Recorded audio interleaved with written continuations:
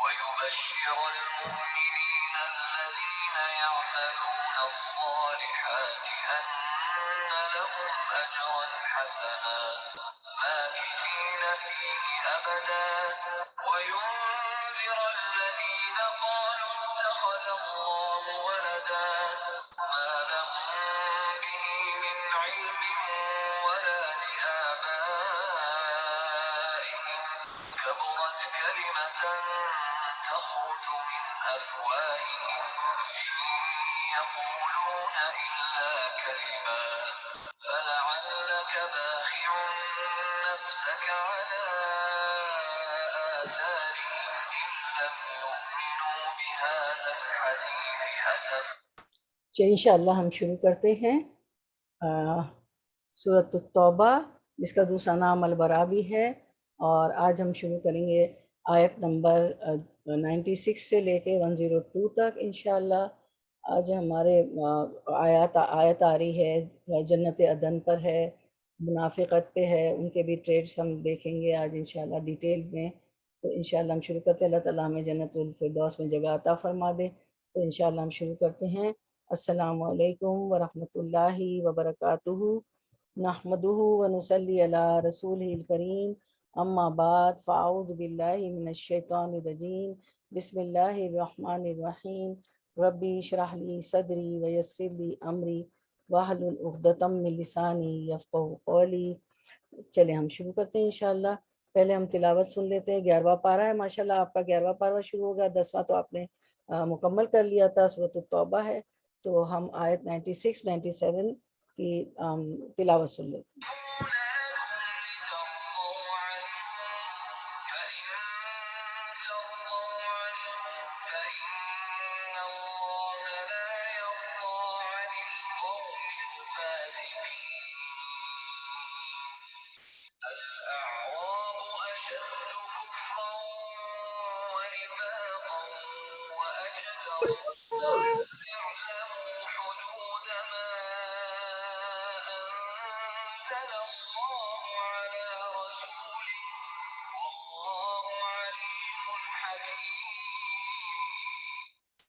چلیں ہم شروع کرتے ہیں انشاءاللہ. سورۃ التوبہ آیا 96 ورڈ ٹو ورڈ ٹرانسلیشن. یحلفونا، وہ قسمیں کھائیں گے. حلف اٹھانا ہوتا ہے ہا لام فا، تو وہ قسمیں کھائیں گے. لکم، تمہارے لیے. لتردو، لی، تاکہ. تم اردو، راضی ہو جاؤ. لتردو، تاکہ تم راضی ہو جاؤ. انہم، ان سے. ہم ان، انہم ان سے. فَإِن، پھر اگر. تردو، تم راضی ہو بھی جاؤ. انہم ان سے. فَإِنَّا، تو. اِنَّا، بے شک. اللہ، اللہ. لا، نہیں. یرضا، وہ راضی ہوتا. عن القومی، ان لوگوں سے. الفاسقین، جو فاسق ہیں. رننگ ٹرانسلیشن انشاءاللہ. یہ تمہارے سامنے قسمیں کھائیں گے کہ تاکہ تم ان سے راضی ہو جاؤ. حالانکہ اگر تم ان سے راضی ہو بھی گئے تو اللہ ہرگز ایسے فاسق لوگوں سے راضی نہ ہوگا. تو ہم آیت کی طرف آتے ہیں. اللہ تعالیٰ فرماتے ہیں کہ یحلفون لکم، یہ قسمیں کھائیں گے. کیوں قسمیں کھائیں گے؟ آپ سسم کے پاس آ کے، جب آپ سسم جنگ تبوک سے پہلے بھی انہوں نے عذر پیش کیے، پھر جب واپس آ گئے تو بھی قسمیں کھانے لگے. کیوں؟ لتردو عنہم، تاکہ تم ان سے راضی ہو جاؤ. محمد صلی اللہ علیہ وسلم. تو اب اللہ تعالیٰ فرماتے ہیں فَإِن تَرْضَوْا عَنْهُمْ، سو اگر تم ان سے راضی ہو بھی جاؤ. فَإِنَّ اللَّهُ لَا يَرْضَىٰ، تو اللہ ایسے فاسق لوگوں سے راضی نہیں ہوتا. لا يرضى عن القوم الفاسقین، تو اللہ ایسی فاسق لوگوں سے راضی نہیں ہوتا. اب اس میں ان آیات میں جو 3 آیتیں تھیں نا، 2 پچھلی اور یہ، ان 3 آیات میں ان منافقین کا ذکر ہے جو تبوک کے سفر میں مسلمانوں کے ساتھ نہیں گئے تھے. آپ کو معلوم ہے جنگ تبوک پہ جانا نفیر عام تھا، حالانکہ یہ فرض عین نہیں ہے، فرض کفایت ہے. لیکن چونکہ دوسری قوم رومیوں سے جنگ تھی تو یہ نفیر عام تھا، سب کو تبوک کے سفر میں جانا تھا. تو یہ وہ منافقین تھے جو تبوک کے سفر میں مسلمانوں کے ساتھ نہیں گئے تھے. نبی صلی اللہ علیہ وسلم اور مسلمانوں کو بخیریت واپسی پر آنے پر اپنے عذر پیش کر کے ان کی نظروں میں وفادار بننا چاہتے تھے، ان کو راضی کرنا چاہتے، تو اللہ تعالیٰ نے فرمایا جب ان کے پاس آؤ گے جنگ تبوک کے بعد تو یہ عذر پیش کریں گے، تو اے محمد صلی اللہ علیہ وسلم آپ ان سے کہہ دیں کہ ہمارے سامنے عذر پیش کرنے کی ضرورت نہیں ہے، اس لیے کہ اللہ تعالیٰ نے تمہارے اصل حالات سے ہمیں باخبر کر دیا۔ اور آپ دیکھ رہے ہیں کہ اس میں اللہ تعالیٰ نے سارے جو ہے منافقوں کا کٹا چھٹا کھول دیا ہے اس صورت میں۔ اب تمہارے جھوٹے عذروں کا ہم اعتبار کس طرح کر سکتے ہیں؟ البتہ ان عذروں کی حقیقت مستقبل قریب میں مزید واضح ہو جائے گی۔ تمہارا عمل جسے اللہ بھی دیکھ رہا ہے اور رسول اللہ صلی اللہ علیہ وسلم کی نظر بھی اس پر ہے، تمہارے عذروں کی حقیقت کو خود بے نقاب کر دے گا۔ اور اس صورت میں کر دیا۔ اللہ تعالیٰ تیسری آیت میں فرمایا یہ جو آیت ہم پڑھیں یہ تمہیں راضی کرنے کے لیے قسمیں کھائیں گے، یحلفون لکم لترضوا، تو یہ قسمیں کھائیں گے، لیکن ان نادانوں کو یہ پتہ نہیں کہ اگر محمد صلی اللہ علیہ وسلم آپ صلی اللہ علیہ وسلم اگر ان سے راضی ہو بھی جاؤ تو انہوں نے جس فسق یعنی اطاعت الہی سے گریز و فرار کا راستہ اختیار کیا، اللہ کی بات نہیں مانی، عذر ہیلے بانے قسمیں بانے کی قسمیں کھائی، اور جو ہے جنگ تبوک سے فرار کا راستہ اختیار کیا جبکہ وہ نفیر عام تھی، تو ان ساری فسق کی اور اطاعت الہی سے گریز کرنے کی وجہ سے اور فرار اختیار کرنے کی وجہ سے اللہ تعالیٰ ان سے راضی کیسے ہو سکتا ہے؟ اللہ کبھی بھی راضی نہ ہوگا، آپ کو کتنا بھی خوش کر لیں اپنی باتوں سے۔ تو اب 92 سے یہ ساری باتیں چلی تھی نا، آیت نمبر 92 یا 96 ہے، تو اس میں ہم دیکھتے ہیں کہ فاسق اور چوہے کی مماثلت۔ اللہ تبارک و تعالیٰ فرماتا ہے کہ جب تم میدان جہاد سے واپس مدینے پہنچو گے تو سبھی منافق عذر و معذرت کرنے لگیں گے، تم ان سے صاف کہہ دینا کہ ہم تمہاری ان باتوں میں نہیں آئیں گے، اللہ تعالیٰ نے تمہاری نیتوں سے ہمیں خبردار کر دیا ہے، دنیا میں ہی اللہ تعالیٰ تمہارے کرتوت سب لوگوں کے سامنے کھول کر رکھ دے گا، پھر آخرت میں تو تمہیں اللہ تعالیٰ کے سامنے پیش ہونا ہی ہے، وہ ظاہر و باطن کا جاننے والا ہے، تمہارے ایک ایک کام کا بدلہ دے گا، خیر و شر کی جزا سزا سب کو بھگتنی پڑے گی۔ پھر ارشاد ہوتا ہے کہ یہ لوگ تم کو راضی کرنے کے لیے اپنی معذوری اور مجبوری کو سچ ثابت کرنے کے لیے قسمیں تک کھائیں گے، تم انہیں منہ بھی نہ لگانا، ان کے اعتقاد نجس ہیں، ٹھیک ہے نا، کیونکہ وہ اعتقاد میں نجس ہے نا، دھوکہ دیتے ہیں، دل سے ایمان نہیں لائے، کلمہ تو زبان سے پڑھ لیا لیکن یہ ہے کہ دھوکہ دیتے ہیں، منہ پہ کچھ اور دل میں کچھ، ان کا باطن باطل ہے، ان کی جو باطن جو ہے وہ جھوٹ ہے، غلط ہے، باطل ہے، آخر میں ان کا ٹھکانہ جہنم ہے، جو ان کی خطاؤں اور گناہوں کا بدلہ ہے، سنو ان کی خواہش صرف تمہیں رضامند کرنا ہے، اور بالفرض تم ان سے راضی ہو بھی جاؤ تو بھی اللہ تعالیٰ ان بدکاروں سے کبھی راضی نہیں ہوا، یہ اللہ اور رسول کی اطاعت سے باہر ہے، شریعت سے خارج ہے، چوہا چونکہ بل سے بگاڑ کرنے کے لیے نکلتا ہے اس لیے عرب اسے فسقہ کہتے ہیں، اسی طرح خوشے سے جب تری ظاہر ہوتی ہے تو کہتے ہیں فسقۃ الرتبہ، بس یہ چونکہ اللہ اور رسول کی اطاعت سے نکل جاتے ہیں اس لیے انہیں فاسق کہتے ہیں۔ پھر ہم دیکھتے ہیں کہ ایک حدیث مبارکہ ہے، اس کو ہم دیکھتے ہیں، ترمذی کی حدیث ہے کہ جو لوگوں کی ناراضگی میں اللہ تعالیٰ کی رضا کا طالب ہو، اسکرین پہ دیکھیں تو لوگوں سے پہنچنے والی تکلیف کے سلسلے میں اللہ اس کے لیے کافی ہوگا۔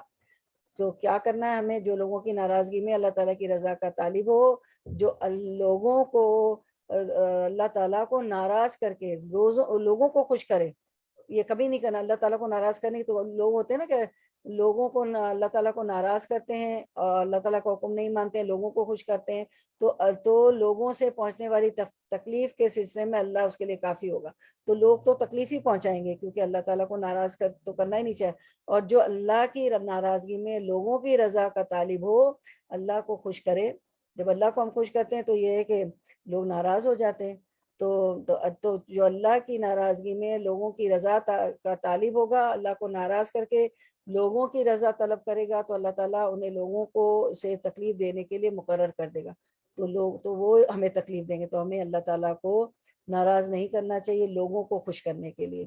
اور یہی ہوتا ہے نا، میں دوپٹہ کیوں اوڑھوں سر سے، میرے شوہر نہیں پسند کرتے ہیں، میں یہ کروں کیا کروں، محفل میں جاؤں گی تو لوگ کیا کہیں گے نا، تو یہی چیز بتا رہے ہیں اللہ کے رسول، جو لوگوں کی ناراضگی میں اللہ تعالیٰ کی رضا کا طالب ہو تو لوگوں سے پہنچنے والی تکلیف کے سلسلے میں اللہ اس کے لیے کافی ہوگا، اللہ کو کبھی ناراض نہ کریں، اس کی رضا میں اس کو خوش کرنے کی کوشش کریں. اس کی وجہ سے اگر کوئی تکلیف پہنچتی ہے لوگوں کی طرف سے تو اللہ تعالیٰ ہمیں کافی ہو جائے گا.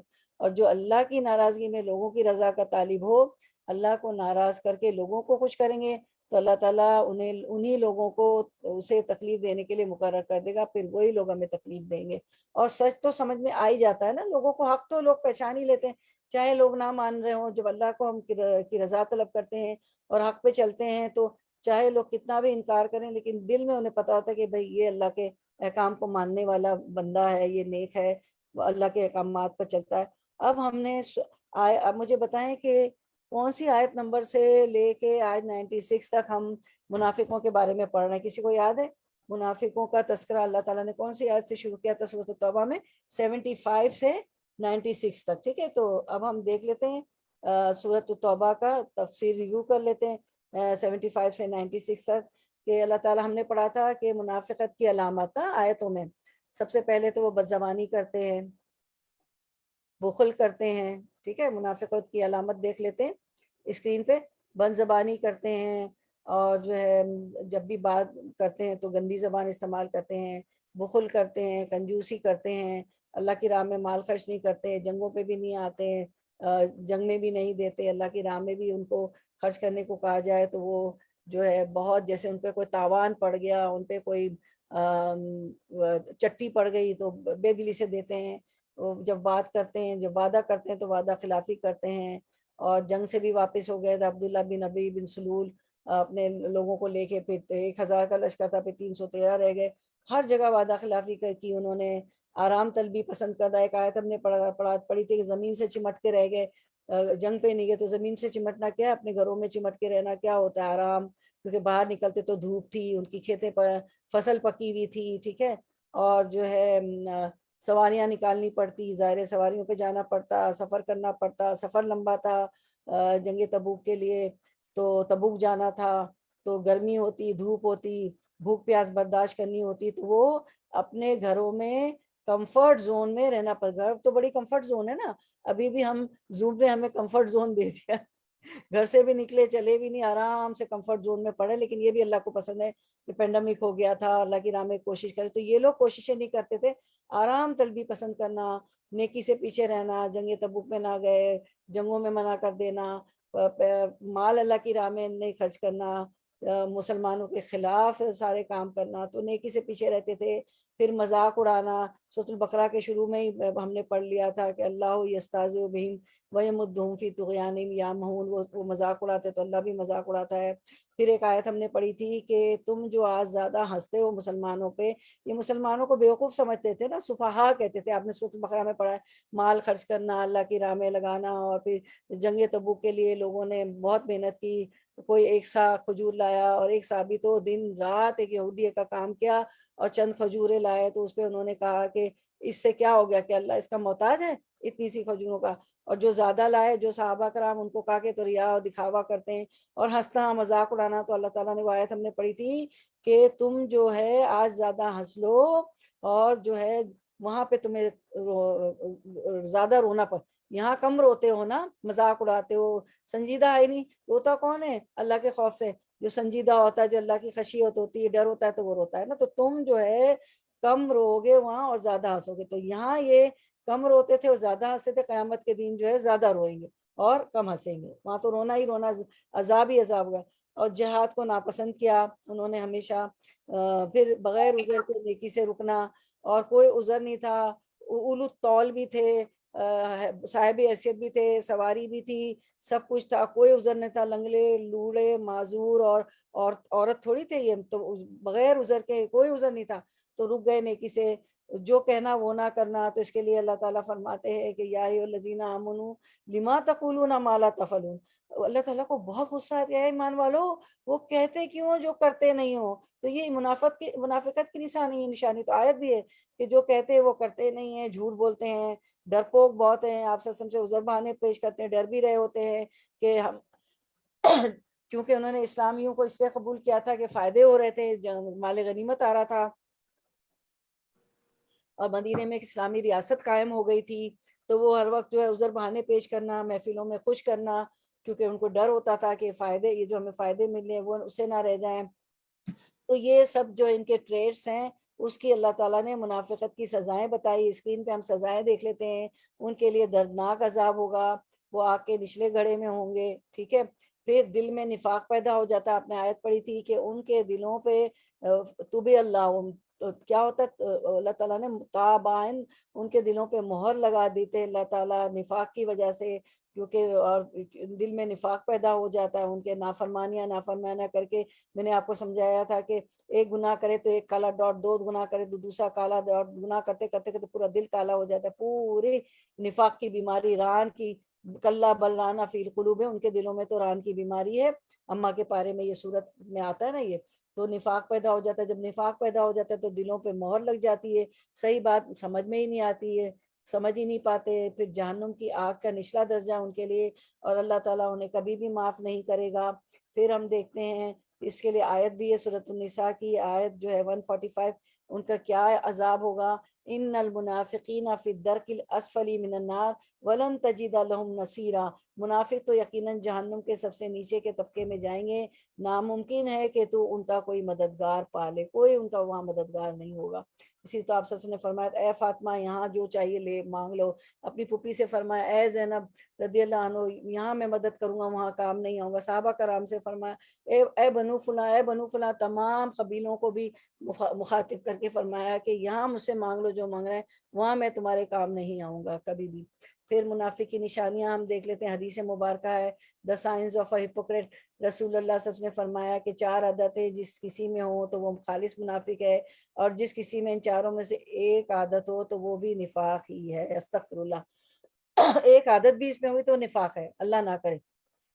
جب تک اسے نہ چھوڑے تو نفاق میں ہی رہے گا۔ وہ یہ ہے جب اسے امین بنایا جائے تو امانت میں خیانت کرے، بات کرتے وقت جھوٹ بولے، اور جب کسی سے عہد کرے تو اسے پورا نہ کرے، جب کسی سے لڑے تو گالیوں پر اتر آئے، ٹھیک ہے۔ تو یہ ان کی 4 ٹریٹس ہیں۔ اب منافقت سے کیسا بچا جائے؟ تو ہم تو بیٹھے ہیں اپنا تزکیہ کرنے ہیں قرآن کی آیتیں کھول کھول کے، تو منافقت سے ہم دیکھ لیتے ہیں کہ کیسے بچا جائے۔ ہم اس طرح بچ سکتے ہیں کہ گناہ کو مان لینا اور اسے توبہ کر کے چھوڑ دینا، یا اللہ میں نے گناہ کر دی، ربی اذنب تم فغفلی، اللہ میں گناہ کو مانتی ہوں میں نے گناہ کر لیا مجھے معاف کر دیجئے، ٹھیک ہے۔ استغفارات کرے، اپنے فرائض میں کوتاہی نہ کرے، جو بھی فرض ہے دینی ہو یا دنیاوی ہو، ٹھیک ہے۔ پہلے تو آپ کی نمازیں آ جاتی ہیں، روزے آ جاتے ہیں، حج زکوٰۃ 5 پلرز آف اسلام آ جاتے ہیں، حقوق اللہ، پھر حقوق العباد آ جاتا ہے، بچوں سے، شوہر سے، والدین سے، سب سے، پڑوسیوں سے، میکے سسرال ننیال دادیال دوستوں سے، سب سے، راہ کے مسافر سے۔ تو اپنے فرائض میں کوتاہی نہ کرے، ناانصافی بچوں کے درمیان بھی نہ کرے۔ قرآن میں غور و فکر کیا جائے تو تمام دلدل پار ہو جائیں گے۔ قرآن میں اگر غور و فکر کریں، اس کو سمجھ کے پڑھیں تو ہمیں علم آئے گا، جب علم آئے گا تو ظلمت کے اندھیرے چھٹیں گے، اور ہم گناہوں سے دور ہوتے چلے جائیں گے، اللہ سے قریب ہوتے چلے جائیں گے۔ اپنے جھوٹ کی بولنے کی وجہ کو تلاش کریں کہ ایسی کیا کمزوری ہے کہ میں جھوٹ بولتی ہوں، کیا میں لوگوں سے ڈر رہی ہوتی ہوں، کیا مجھے اپنی عزت کا وہ ہوتا ہے، تو جھوٹ نہ بولیں، سچ بول دیں۔ گلے پہ کوئی چھری بھی، میں نے تو بچپن میں سنا اپنے بڑوں سے کہ چھری بھی پھر جائے نا گلے، مطلب یہ ہے کہ کوئی کچھ بھی کر رہا ہو سچ بولو۔ جیسے کہ احد زمین پہ گھسیٹا جا رہا ہے صحابہ کرام کو، خال نکل رہی ہے، گوشت باہر آ رہا ہے، لیکن نہیں ہم دین نہیں چھوڑیں گے، سچ۔ تو جھوٹ نہیں بولنا کبھی بھی، کیونکہ وہ جھوٹ بولنے کی وجہ سے تو پھر درک الاسفل من النار ہوں گے نا۔ اگر خاندانی عادت ہے تو اپنے ساتھ ساتھ گھر والوں کی بھی اصلاح کی فکر کریں، ان کو یہ آیتیں بتائیں کہ یہ حدیث بتائیں کہ نچلے درجے میں ہوں گے، وَلَهُمْ عَذَابٌ أَلِيمٌ بِمَا كَانُوا يَكْذِبُونَ، ان کے لیے دردناک عذاب ہوگا کیونکہ جھوٹ بولتے ہیں۔ نفاق ختم کرنے کی خوب خوب دعائیں کرے، تو چلیں ہم نفاق کے لیے دعا پڑھ لیتے ہیں انشاءاللہ۔ اسکرین پہ دیکھیں، اللہم میرے ساتھ ساتھ پڑھیں، اللہم طاہر قلبی من النفاق وعملی من الریاء ولسانی من الکذب وعینی من الخیانت فإنک تعلم خائنۃ الأعین وما تخفی الصدور۔ اے اللہ میرے دل کو نفاق سے، میرے عمل کو ریا، نمود، نمائش، اور شو آف سے، میری زبان کو جھوٹ سے، میری آنکھ کو خیانت سے پاک کر دے، بے شک تو آنکھوں کی خیانت اور سینوں کے چھپے ہوئے راز کو جانتا ہے۔ اس کے بعد ہم دیکھتے ہیں ایک حدیث مبارکہ ہے، رسول اللہ صلی اللہ علیہ وسلم نے فرمایا سب سے بڑا جہاد، ابھی جہاد تو نہیں کھڑا ہے نا، ہمیں تو جہاد پہ جنگوں پہ نہیں جانا، تو سب سے بڑا جہاد اپنے اندر کی برائی سے لڑنے کے لیے اپنی برائیوں کو ختم کریں. اندر جو ہمارے انسول ہماری سول میں ہماری نفس میں اس کو لڑنے کے لیے سب سے بڑا جو ہمارا جہاد کھڑا ہے وہ یہ ہے کہ اپنے نفس سے جنگ کرنا ہے. صبح تہجد کو دل نہیں ہوتا ہے اپنے نفس کو مار کے پڑھے, اٹھے, وضو کرے, نیند کو توڑے, ٹھیک ہے, فجر نہیں پڑھی جا رہی ہے تو جنگ کرے, جہاد ہے, یہ سب سے بڑا جہاد ہوگا ہمارا. تو نماز پڑھے, کوئی جھوٹ کوئی برائی ہے تو اس کے لیے اپنے آپ سے جہاد کریں, اپنے نفس سے جنگ کرنا ہے کہ نہیں میں نے جھوٹ نہیں بولنا ورنہ عذاب العلیم ہوگا. اور جو ہے منافق جو ہے منافق کی سزا یاد کرنے کے آگ کے نچلے درجے میں ہوگا. ٹھیک ہے, اس پہ تو لمبی تفسیر ہو سکتی ہے, 2-3 گھنٹے لگ جائیں تو ہم پڑھتے ہی آئیں ماشاءاللہ آیت نمبر 73 سے آج 96 تک. اب 97 تو یہ ہے نفاق پہ سارا ہم نے پڑھا, اب آیت 97 پہ شروع کرتے ہیں. اب عرابیوں کا ذکر آئے گا نا, جو کہ دیہات میں رہتے ہیں, جو بدوی ہوتے ہیں, گاؤں میں رہتے ہیں. ٹھیک ہے, عین رابا اس کا روٹ ورڈ ہے, جو اسماعیل علیہ السلام کی نسل سے ہوں, جو عربی بولتے ہیں. تو گاؤں میں کیوں بھیجا جاتا تھا بچوں کو, آپ سسم کو بھی بھیجا گیا تھا کہ وہاں کی فضا اچھی ہوتی ہے, پھر اچھی عربک بولنے آ جاتی تھی بچوں کو, تو دائیاں لے جاتی تھی, دودھ بھی ان کو پلاتی تھی, آپ سسم کی بھی دائی تھی. تو چلے ٹرانسلیشن 97, العرابو دیہاتی بدوی, اشدو زیادہ سخت ہیں, الف آ گیا تو زیادہ ہو گیا, اشدو زیادہ سخت ہیں. پہلے منافقوں کا ذکر تھا, اب اعرابی منافقوں کے بارے میں. اور اعرابی اچھے بھی ہیں, ان میں سارے منافق نہیں ہیں, مخلص مومن مسلمان بھی ہیں. اور ابھی ذکر ہو رہا ہے 97-98 میں جو جو جو جن میں نفاق ہے. تو اشدو زیادہ سخت ہیں, کفرن کفر میں, و نفاقن اور نفاق میں, و اجدرو و اور اجدرو زیادہ لائق ہیں اللہ کے نا یعلمو وہ جانے حدودہ حدود کو, ماں اس کی جو انزلہ نازل کیا اللہ اللہ نے علی رسول ہی اپنے رسول پر, واللہ اللہ علیم خوب علم والا ہے, حکیم بہت حکمت والا ہے. تو چلیں ہم دیکھ لیتے ہیں رواں ترجمہ. یہ بدوی عرب کفر و نفاق میں زیادہ سخت ہیں, ان کے معاملے میں اس امر کے امکانات زیادہ ہیں کہ اس دین کے حدود سے ناواقف ہیں جو اللہ نے اپنے رسول پر نازل کیا ہے. اللہ سب کچھ جانتا ہے اور حکیم و دانا ہے. آیت کی طرف آتے ہیں. الاعراب اشد کفرن و نفاقن, دیہاتی لوگ کفر اور نفاق میں بھی بہت ہی سخت ہیں.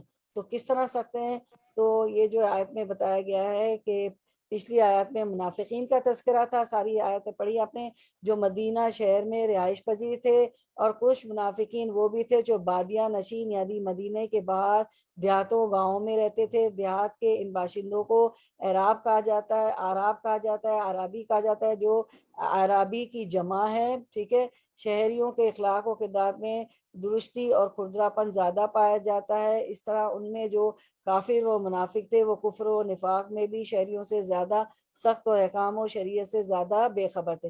اب یہ گاؤں میں دیہاتوں میں رہنے کی وجہ سے یہ جو منافق جو شہروں میں تھے, ان کافر و منافقوں کے مقابلے میں یہ کفر و نفاق میں شہریوں کے مقابلے میں زیادہ سخت ہیں اور احکام شریعت سے زیادہ بے خبر تھے. کیونکہ گاؤں میں رہتے تھے تو ان کو علم بھی نہیں پہنچاتا, تو احکام شریعت میں بھی زیادہ بے خبر تھے.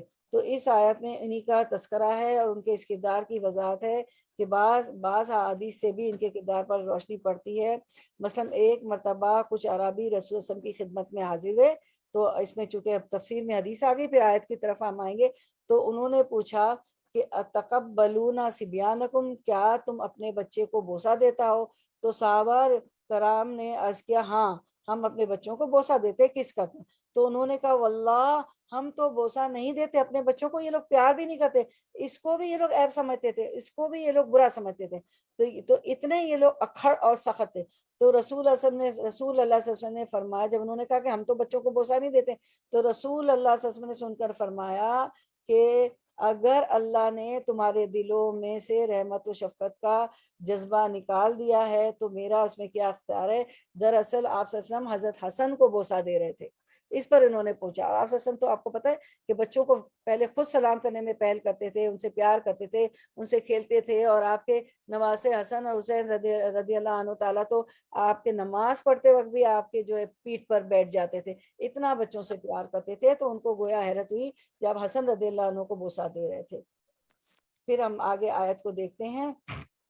پھر اللہ تعالیٰ فرماتے ہیں کہ وَأَجْدَرُوا أَلَّا يَعْلَمُوا حُدُودَ ما انزل اللہ علی رسولہ واللہ علیم حکیم، اور ان کو ایسا ہونا چاہیے کہ ان کو ان احکام کا علم نہ ہو جو اللہ نے اپنے رسول پر نازل فرمائے۔ اب چونکہ گاؤں میں رہتے تھے تو ان کو علم بھی نہیں تھا اور کوشش بھی نہیں کرتے تھے نا۔ آپ کو پتہ ہے کہ بعض لوگ تو آ بھی جاتے تھے گاؤں سے جو ہے علم حاصل کرنے کے لیے، تو ان کو علم بھی نہیں تھا کہ اللہ تعالیٰ نے اپنے رسول پر کیا نازل فرمایا، اور گاؤں میں رہنے کی وجہ سے وہ ذرا سخت مزاج بھی تھے۔ تو پھر ہم دیکھتے ہیں کہ اللہ تعالیٰ فرماتے ہیں اس کی وجہ یہ ہے چونکہ وہ شہر سے دور رہتے ہیں اور اللہ اور اس کے رسول کی باتیں سننے کا اتفاق ان کو نہیں ہوتا، اور وہ آتے بھی نہیں گاؤں سے سننے۔ اور کچھ عربی ایسے تھے جو آتے بھی تھے اور دین کا علم حاصل بھی کرتے تھے۔ اب 98 میں بھی انہی جو اشد ہیں، جو سخت ہیں، زیادہ سخت ہیں، ان کے متعلق بات ہے 98 میں بھی، آیت نمبر 90 اور 99 میں جو ہے وہ عربی کی بات کریں ہوگی جو کہ سچے مومن ہیں۔ چلیں ہم 96 word to word 98 word to word translation کر لیتے ہیں۔ وہ 98 لگائے 98 ہاں۔ وہ اور من الاعرابی دیہاتیوں بدیوں میں سے من کوئی ہے جو یتخذو بنا لیتا ہے ماں اسے جو ینفقو وہ خرچ کرتا ہے مغرمن تاوان، وہ یتربصو اور وہ انکار کرتا ہے بکم تمہارے بارے میں الدوائرہ گردشوں کا، گردشوں کا علیہم ان پر ہے دائرتن گردش۔ دیکھیں دائرتن بھی آ گیا، الدوائرہ کا سنگولر دائرتن ہے اور دوائرہ جو ہے پلورل ہے، گردشوں اور گردش۔ اللہ تعالیٰ نے آپ کو واحد جمع بتا دی۔ السوء بری، واللہ اور اللہ سمیع خوب سننے والا ہے، علیم خوب جاننے والا ہے۔ اب رواں ترجمے کی طرف آتے ہیں انشاءاللہ۔ Running translation. اور ان بدیوں میں، ان دیہاتیوں میں ایسے ایسے لوگ موجود ہیں جو راہ خدا میں کچھ خرچ کرتے ہیں تو اسے اپنے اوپر زبردستی کی چٹی سمجھتے ہیں، اور تمہارے حق میں زمانے کی گردشوں کا انتظار کر رہے ہیں کہ تم کسی چکر میں پھنسو تو وہ اپنی گردن سے اس نظام کی اطاعت کا قلادہ اتار پھینکے جس میں تم نے انہیں کس دیا ہے، حالانکہ بدی کا چکر خود انہی پر مسلط ہے، اور اللہ سب کو سنتا اور جانتا ہے۔ اب دیکھیں ان کی عادت کہ یہ چاہتے تھے کہ مسلمانوں پہ مصیبت آ جائے، تو آیت کی طرف آتے ہیں۔ وَمِنَ الْأَعْرَابِ اور ان دیہاتوں میں سے بعض ایسے ہیں، تو اس کو ہم دیکھتے ہیں کہ ان دیہاتوں میں کی دو قسمیں، دیہاتیوں کی دو قسمیں بیان کی جا رہی ہیں۔ یہ پہلی قسم ہے۔ پہلی قسم کون سی ہے؟ اللہ تعالیٰ فرماتے ہیں پہلی قسم یہ ہے کہ یہ جو ایسے ہیں جو کچھ خرچ کرتے ہیں اس کو جرمانہ سمجھتے ہیں۔ مَن یتخذوا ما ينفقوا مغرمن، تو جو کچھ خرچ کرتے ہیں اس کو یہ جرمانہ سمجھتے ہیں، پہلی قسم کے عرابی ہیں۔ تو مغرمن جو ہے تو اس کا روٹ ورڈ کیا ہوتا ہے؟ میم نہیں، غین رام میم، ٹھیک ہے، غرم۔ غرم تاوان اور جرمانوں کو کہتے ہیں، یعنی ایسا خرچ ہو جو انسان کو نہایت ناگواری سے ناچار کرنا پڑ جائے۔ جب ان کو خرچ کرنا پڑتا ہے تو یہ کیا سمجھتے ہیں کہ یہ جو ہے ہمارے پہ چٹی ہے، چٹی پڑ گئی ہے ہم پہ، ٹھیک ہے، اس کو وہ لوگ چٹی سمجھتے ہیں۔ اس کے بعد ہم دیکھتے ہیں کہ اور تم مسلمانوں کے واسطے برے وقت کے منتظر ہیں، اور وَيَتَرَبَّصُوا بِكُمُ الدَّوَائِرَ، تو اور یہ ہمیشہ سوچتے ہیں کہ مسلمانوں پہ کوئی برا وقت آ جائے، یعنی دوائرم جو ہے دائرتن کی جمع ہے، گردش زمانہ مطلب ہوتا ہے، یعنی مصائب اور آلام، یعنی وہ منتظر رہتے ہیں کہ مسلمان زمانے کی گردشوں یعنی مصیبتوں کا، مشکلوں کا، مصائب کا شکار ہو جائے۔ دیکھیں کتنا برا یہ لوگ دل میں رکھتے تھے مسلمانوں کی کہ مسلمان تکلیف اور مصیبت میں آ جائیں۔ تو اللہ تعالیٰ فرماتے ہیں برا وقت انہی پر پڑنے والا ہے، اللہ سننے والا اور جاننے والا ہے۔ علیہم دائرۃ السوء واللہ سمیع علیم، ہوتا ہے نا کر بھلا تو ہو بھلا، کر برا تو ہو برا۔ تو یہ اللہ تعالیٰ کہہ رہے ہیں کہ یہ بدعا ہے، یا یہ خبر دے رہے ہیں اللہ تعالیٰ کہ یہ جو مسلمانوں کے لیے کہہ رہے ہیں کہ ان پہ جو دوائر آ جائیں اور گردشیں آ جائیں اور دائرۃ السوء بری گردش बुरी मसाइब उन पर आ जाएं तो अल्लाह ताला कह रहे हैं कि उन पर ही बुरा मसाइब और बुरा वक्त आ जाएगा। ये बद्दुआ है या खबर है कि ज़माने की गर्दिश उन पर ही पड़ेगी, क्योंकि वही उनके मुस्तहिक हैं। मुसलमानों के लिए चाहते हैं लेकिन उन पर ही पड़ेगा। ठीक है, उसके बाद हम देखते हैं आयत नंबर 99, बटुआ ट्रांसलेशन। व और मिन से 99 लगाएं, आयत नंबर 99।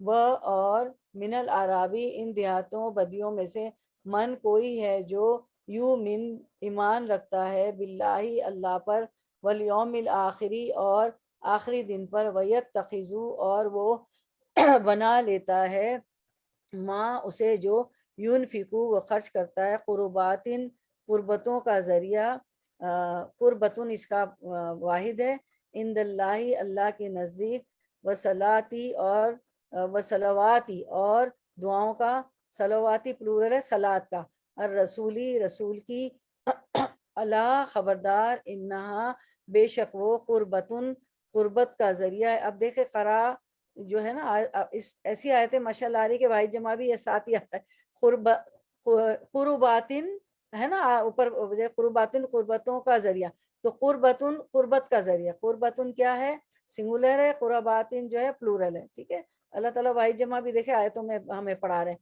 सुभान अल्लाह, लहुम उनके लिए, सयुदखिलुहुम स अन करीब, युदखिलु दाखिल करेगा, हम प्रोनाउन है, ज़मीर है, उन्हें, सयुदखिलुहुम अन करीब दाखिल करेगा उन्हें, अल्लाहु अल्लाह, फी रहमतिही अपनी रहमत में, इन्ना बेशक अल्लाह अल्लाह, गफूरुन बहुत बख्शने वाला है, रहीम बहुत रहम करने वाला है।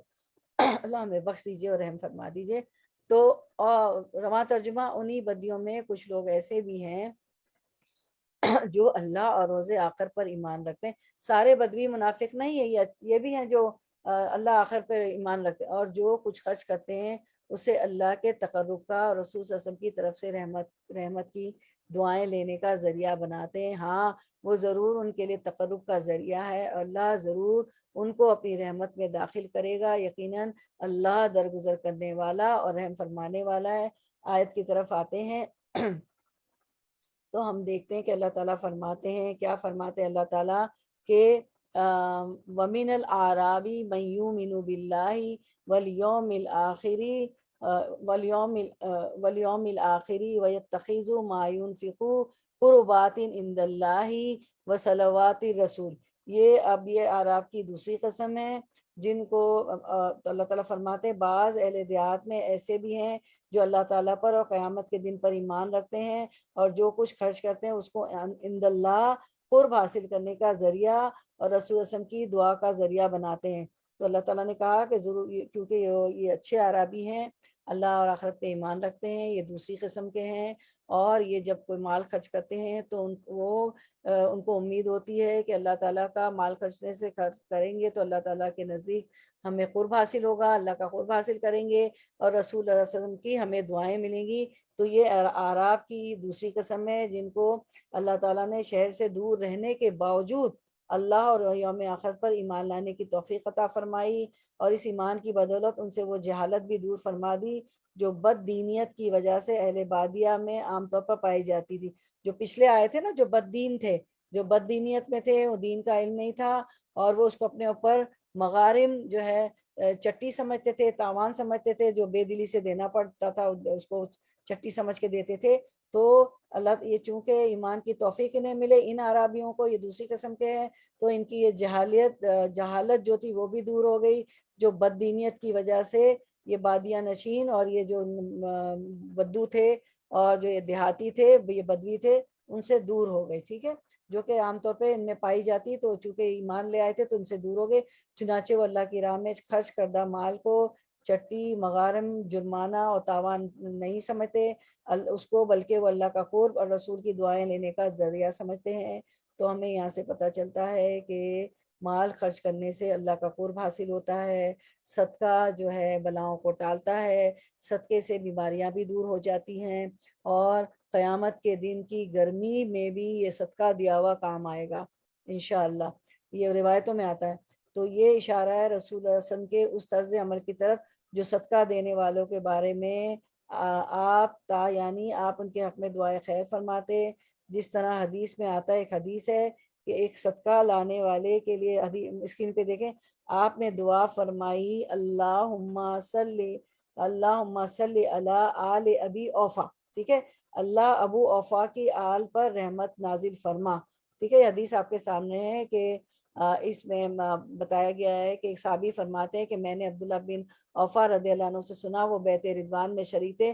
انہوں نے بیان کیا کہ نبی کریم صلی اللہ علیہ وسلم کی خدمت میں جب کوئی صدقہ لے کر حاضر ہوتا تو آپ دعا کرتے کہ اللہ اس پر اپنی رحمت نازل فرما. چنانچہ میرے والد بھی اپنا صدقہ لے کر حاضر ہوئے تو آپ صلی اللہ علیہ وسلم نے دعا کی کہ اللہ آل ابی اوفا رضی اللہ عنہ پر اپنی رحمت نازل فرما. کبھی آپ چندہ کلیکٹ کرتی ہیں نا کسی کے لیے، بہت زیادہ رقم چاہیے ہوتی، شادی ہو رہی تو ہم ادھر ادھر فون کر رہے ہوتے ہیں، تو جو بھی صدقہ دیتا جائے تو آپ اس کے لیے دعا کریں، کیونکہ ہمیں ملتا ہے نا کہ آپ صلی اللہ علیہ وسلم نے ان کے لیے دعا کی، کیا آل ابی اوفا رضی اللہ عنہ کے لیے. اچھا، پھر اس کے بعد ہم دیکھتے ہیں آیت کی طرف آتے ہیں کہ اللہ تعالیٰ آگے فرماتے ہیں کہ اللہ تعالیٰ کیا فرماتے ہیں کہ یاد رکھو، کیا یاد رکھو کہ اللہ، خبردار ہو جاؤ، ہوشیار ہو جاؤ، آگے ہو جاؤ، آگاہ ہو جاؤ، یاد رکھو، کیا یاد رکھو، اللہ انہا قربت لہم سیدخلہم اللہ فی رحمتہ ان اللہ غفور الرحیم. یاد رکھو کہ ان کا یہ خرچ کرنا بے شک ان کے لیے موجب قربت ہے، اللہ تعالیٰ کی قربت حاصل ہوگی، ان کو اللہ تعالیٰ ضرور اپنی رحمت میں داخل کرے گا. اللہ تعالیٰ بڑی مغفرت والا، بڑی رحمت والا ہے. تو ہمیں مال خرچ کرنے سے اللہ کا قرب نصیب ہوتا ہے، اللہ تعالیٰ کی رحمت حاصل ہوتی ہے، کیونکہ اللہ تعالیٰ بڑی مغفرت کرنے والا ہے، عطا اور بخشش کرنے والا ہے اور بڑی رحمت والا ہے. تو ہاں، تو یہاں پہ ہم دیکھتے ہیں کہ اللہ تعالیٰ فرماتے ہیں کہ اللہ تعالیٰ ان پہ رحمت بھی نازل ہوگی اور اللہ تعالیٰ ان کی مغفرت بھی کر دے گا. تو مال ہمیں خرچ کرنا چاہیے، اتنے فائدے ہیں مال کے، صدقہ خرچ کرنے، زکوٰۃ کے علاوہ ساری چیزیں. زکوٰۃ تو ہم پہ فرضی ہے نا.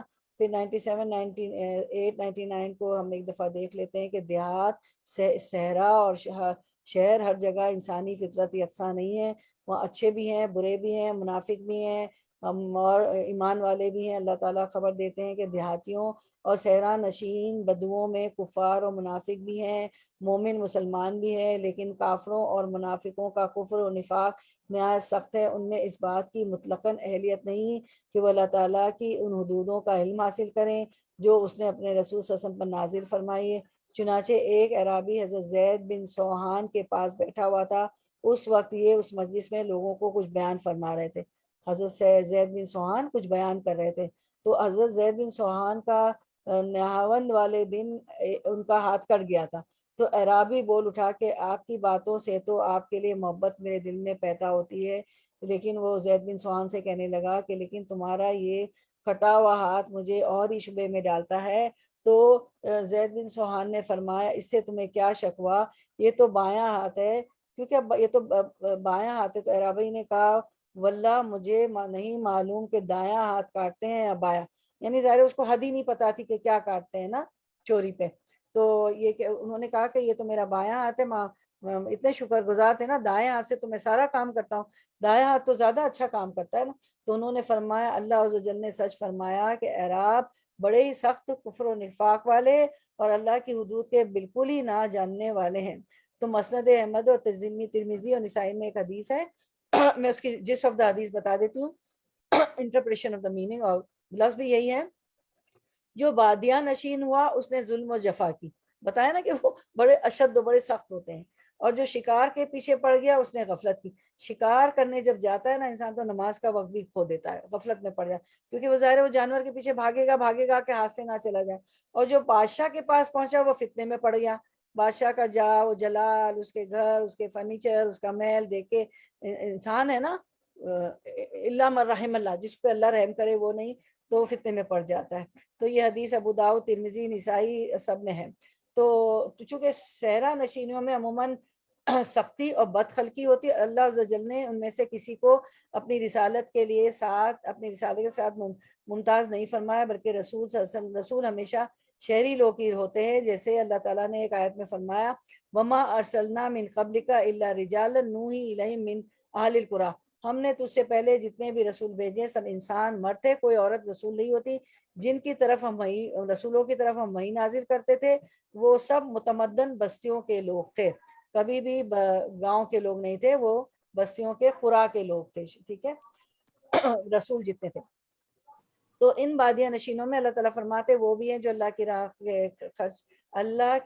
کے خرچ کو ناحق کا تاوان اور اپنا سری نقصان جانتے ہیں، اور ہر وقت اسی کے منتظر رہتے ہیں کہ تم مسلمانوں پر کب بلا و مصیبت آئے، کب تم حوادث و آفات میں گر جاؤ، استغفر اللہ۔ لیکن ان کی یہ بدخواہی انہی کے آگے آئے گی، انہی پر برائی کا زوال آئے گا۔ جو دوسروں کے لیے گڑاخ ہوتا ہے نا خود گر جاتا ہے، آپ کو معلوم ہے نا۔ اور مسلمان تو کبھی بھی اپنے مسلمان بھائی بہن کو تکلیف میں دے کے خوش نہیں ہوتا، کبھی خوش نہ ہو۔ اگر شیطان یہ ڈالتا بھی ہے نا، اچھا نا میرے ساتھ ایسا کیا نا، دیکھو اللہ نے سزا دی، کیا پتہ اللہ اس کے درجات بلند ہو جاتے۔ ہم ججمنٹل ہمیں نہیں ہونا، ہمیں تو یہ زیب ہی نہیں دیتا، ہمیں تو یہ کہا ہی نہیں گا، یہ بہت غلط بات ہے کہ ہم ججمنٹل ہو، بلا جنتی ہے، بنا فلاں دوزخی ہے، فلاں نے ایسا کیا تو ایسا ہو گیا۔ آپ کو کیا پتا کہ اس کے اللہ درجات بلند کریں، اس نے کتنی معافیاں مانگ لی اللہ تعالیٰ سے، ہم سے زیادہ وہ تہجد گزار ہے، ہم سے زیادہ وہ ذاکرین ہے اور شاکرین ہے اور وہ استغفار کرنے والا ہے، ٹھیک ہے۔ تو کبھی بھی پھر کیا ہے، پچھلے درسوں میں آپ نے کیا حدیث پڑھی تھی کہ مسلمان مسلمان آپس میں ایک اینٹ کی طرح ہے، اینٹ جیسے دیوار میں اینٹ جڑی ہوتی ہے نا، ایک اینٹ بھی ہل گئی تو دیوار کمزور ہو جائے گی۔ اور پھر پڑھا تھا کہ جیسے جسم کے ایک عضو میں درد ہوتا ہے تو سارا جسم تکلیف میں آ جاتا ہے، تو ایک مسلمان مشکل میں ہو تو تمام مسلمانوں کو جو ہے اس کا دکھ ہونا چاہیے۔ اور جبھی تو ہم کھانے لے کے بھاگتے ہیں، ان کو فون کرتے ہیں، ہم جو ہے بتاتے ہیں کہ بھئی یہ ڈاکٹر اچھا، تو مدد کسی نہ کسی طرح کرتے ہیں نا۔ ہم نہیں خوش ہوتے مسلمان کی تکلیف پہ، کبھی بھی کوئی مسلمان خوش نہیں ہوگا، یہ منافقت کی نشانی ہے۔ دیکھیں کتنا کچھ ہمیں منافقت پہ پتہ چلا۔ اللہ تعالیٰ ہمیں شیطان کے وسوسوں سے، اپنی نفس سے بچائے، اور ان تمام چیزیں ہماری جتنی ان کے ٹریٹس ہیں برے برے ہم نے پڑھے ہم سے نکل، اللہ تعالیٰ کہیں ہے بھی تو کیونکہ وہ نفاق کی علامت ہے، اللہ تعالیٰ ہم نے نفاق کی دعا بھی پڑھ لی، ہمیں اس سے پاک کر دے نفاق سے۔ تو پھر یہ اچھا کب تم یہ انتظار میں رہتے کہ کب تم حوادث و آفات میں گر جاؤ، لیکن ان کی یہ بدخواہی انہی کے آگے آئے گی، انہی پر برائی کا زوال آئے گا۔ اللہ تعالیٰ اپنے بندوں کی دعاؤں کا سننے والا ہے اور خوب جانتا ہے کہ مستحق امداد کون ہے اور ذلت کے لائق کون ہے۔ وَتُعِزُّ مَن تَشَاءُ وَتُذِلُّ مَن تَشَاءُ بِيَدِهِ الْخَيْرُ وَهُوَ عَلَى كُلِّ شَيْءٍ قَدِيرٌ۔ دعاؤں کے طلبگار متبع ہیں، مبتدع نہیں۔ اعراب کی اس قسم کو بیان فرما کر اب ان میں سے بھلے لوگوں کا حال بیان ہو رہا ہے اس آیت میں 98 میں۔ وہ اللہ پر ایمان رکھتے ہیں، آخرت کو مانتے ہیں، راہ اللہ میں خرچ کر کے اللہ کی نزدیکی تلاش کرتے ہیں، اللہ کی قربت تلاش کرتے ہیں، ساتھ ہی رسول اللہ صلی اللہ علیہ وسلم کی دعائیں لیتے ہیں، بے شک ان کو اللہ کی قربت حاصل ہے۔ اللہ انہیں اپنی رحمتیں عطا کر دے، وہ بڑائی غفور الرحیم ہے۔ اللہ ہمیں بھی اپنے نزدیک کر لیجئے، اپنی قربت حاصل عطا فرما دیجئے، ہم پہ رحمت نازل فرمائے۔ اللہم انا نسألک من فضلک و رحمتک لا یملکها الا انت، کیونکہ اللہ آپ تو بڑے غفور الرحیم ہیں، ان اللہ غفور الرحیم۔ اب جو ہے آیت نمبر 100، تو اللہ تعالیٰ نے ان مہاجرین اور انصار کو سابق اور مقدم کہا ہے، کیونکہ یہ مہاجر و انصار کی آپ کو پتہ ہے بہت سی قربانیاں ہیں انصار اور مہاجرین کی۔ تو ہم پہلے یہ آیت سن لیتے ہیں، اور اس آیت کو تو آپ لوگ جو ہے یاد کر لیں، یہ آیت نمبر 100 سورۃ التوبہ کی انصار اور مہاجرین کے لیے کے متعلق ہے کہ اللہ ان سے راضی ہو، اللہ سے راضی ہو گئے۔ اللہ تعالیٰ ہمیں بھی ایسا بنا دے۔ تو اس کو تو آپ کو بہت پکی کرنی ہے، اور 30 کے ساتھ 2 آیتیں ملا کے نماز میں بھی آپ اس کو ضرور میں اور آپ یاد کر کے پڑھیں گے، یاد کر کے پڑھیں گے انشاءاللہ۔ تو ہم وہ سن لیتے ہیں انشاءاللہ۔ چلیں، بسم اللہ الرحمن۔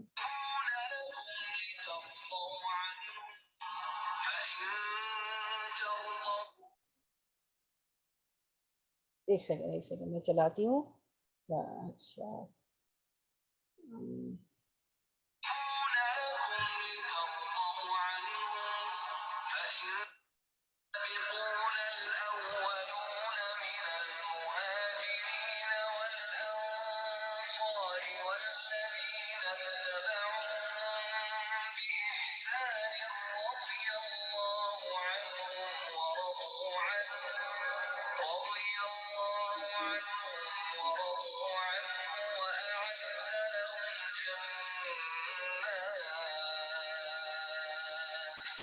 وأعد لهم جنات تجري تحتها الأنهار خالدين فيها أبدا ذلك الفوز العظيم.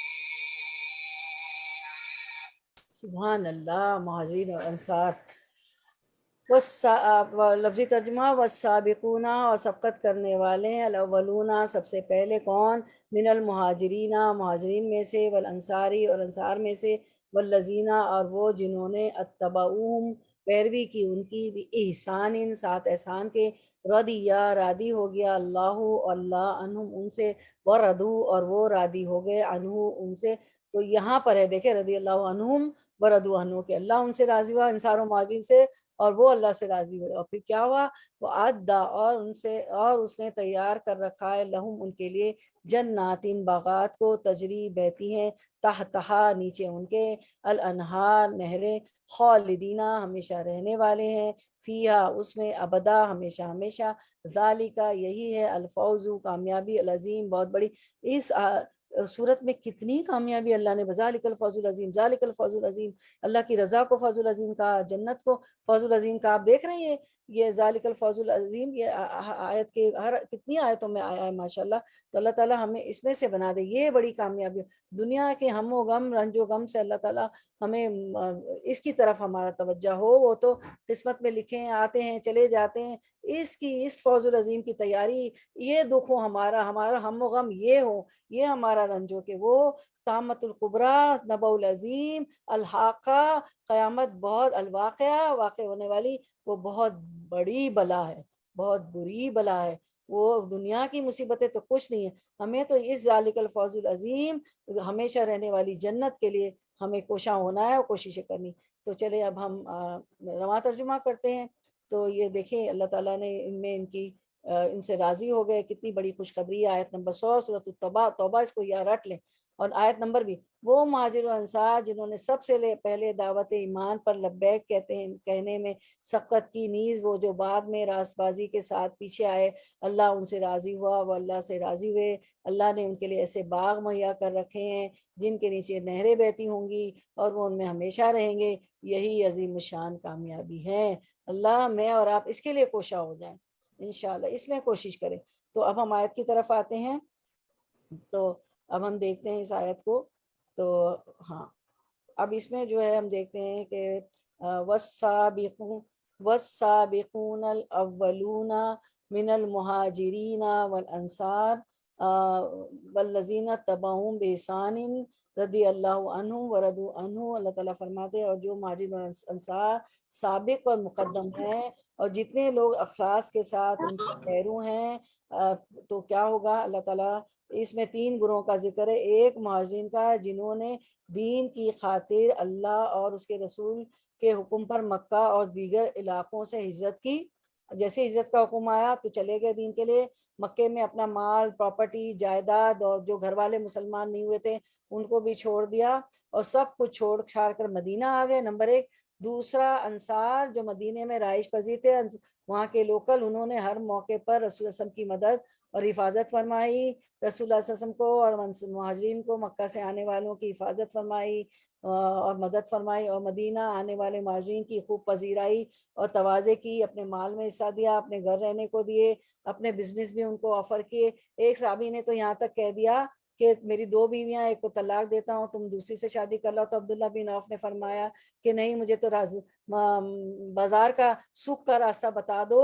اور پھر وہ بازار گئے اور اسی دن اتنا پنیر اور اتنا کما کے لائے کہ اس کو وہ کھا سکے. ماشاءاللہ کوئی مہاجرین بھی ایسے نہیں تھے کہ پڑ گئے انصار پہ نا، لیکن وہ کتنی مدد کی انصاریوں نے مدینے کے مہاجرین کی.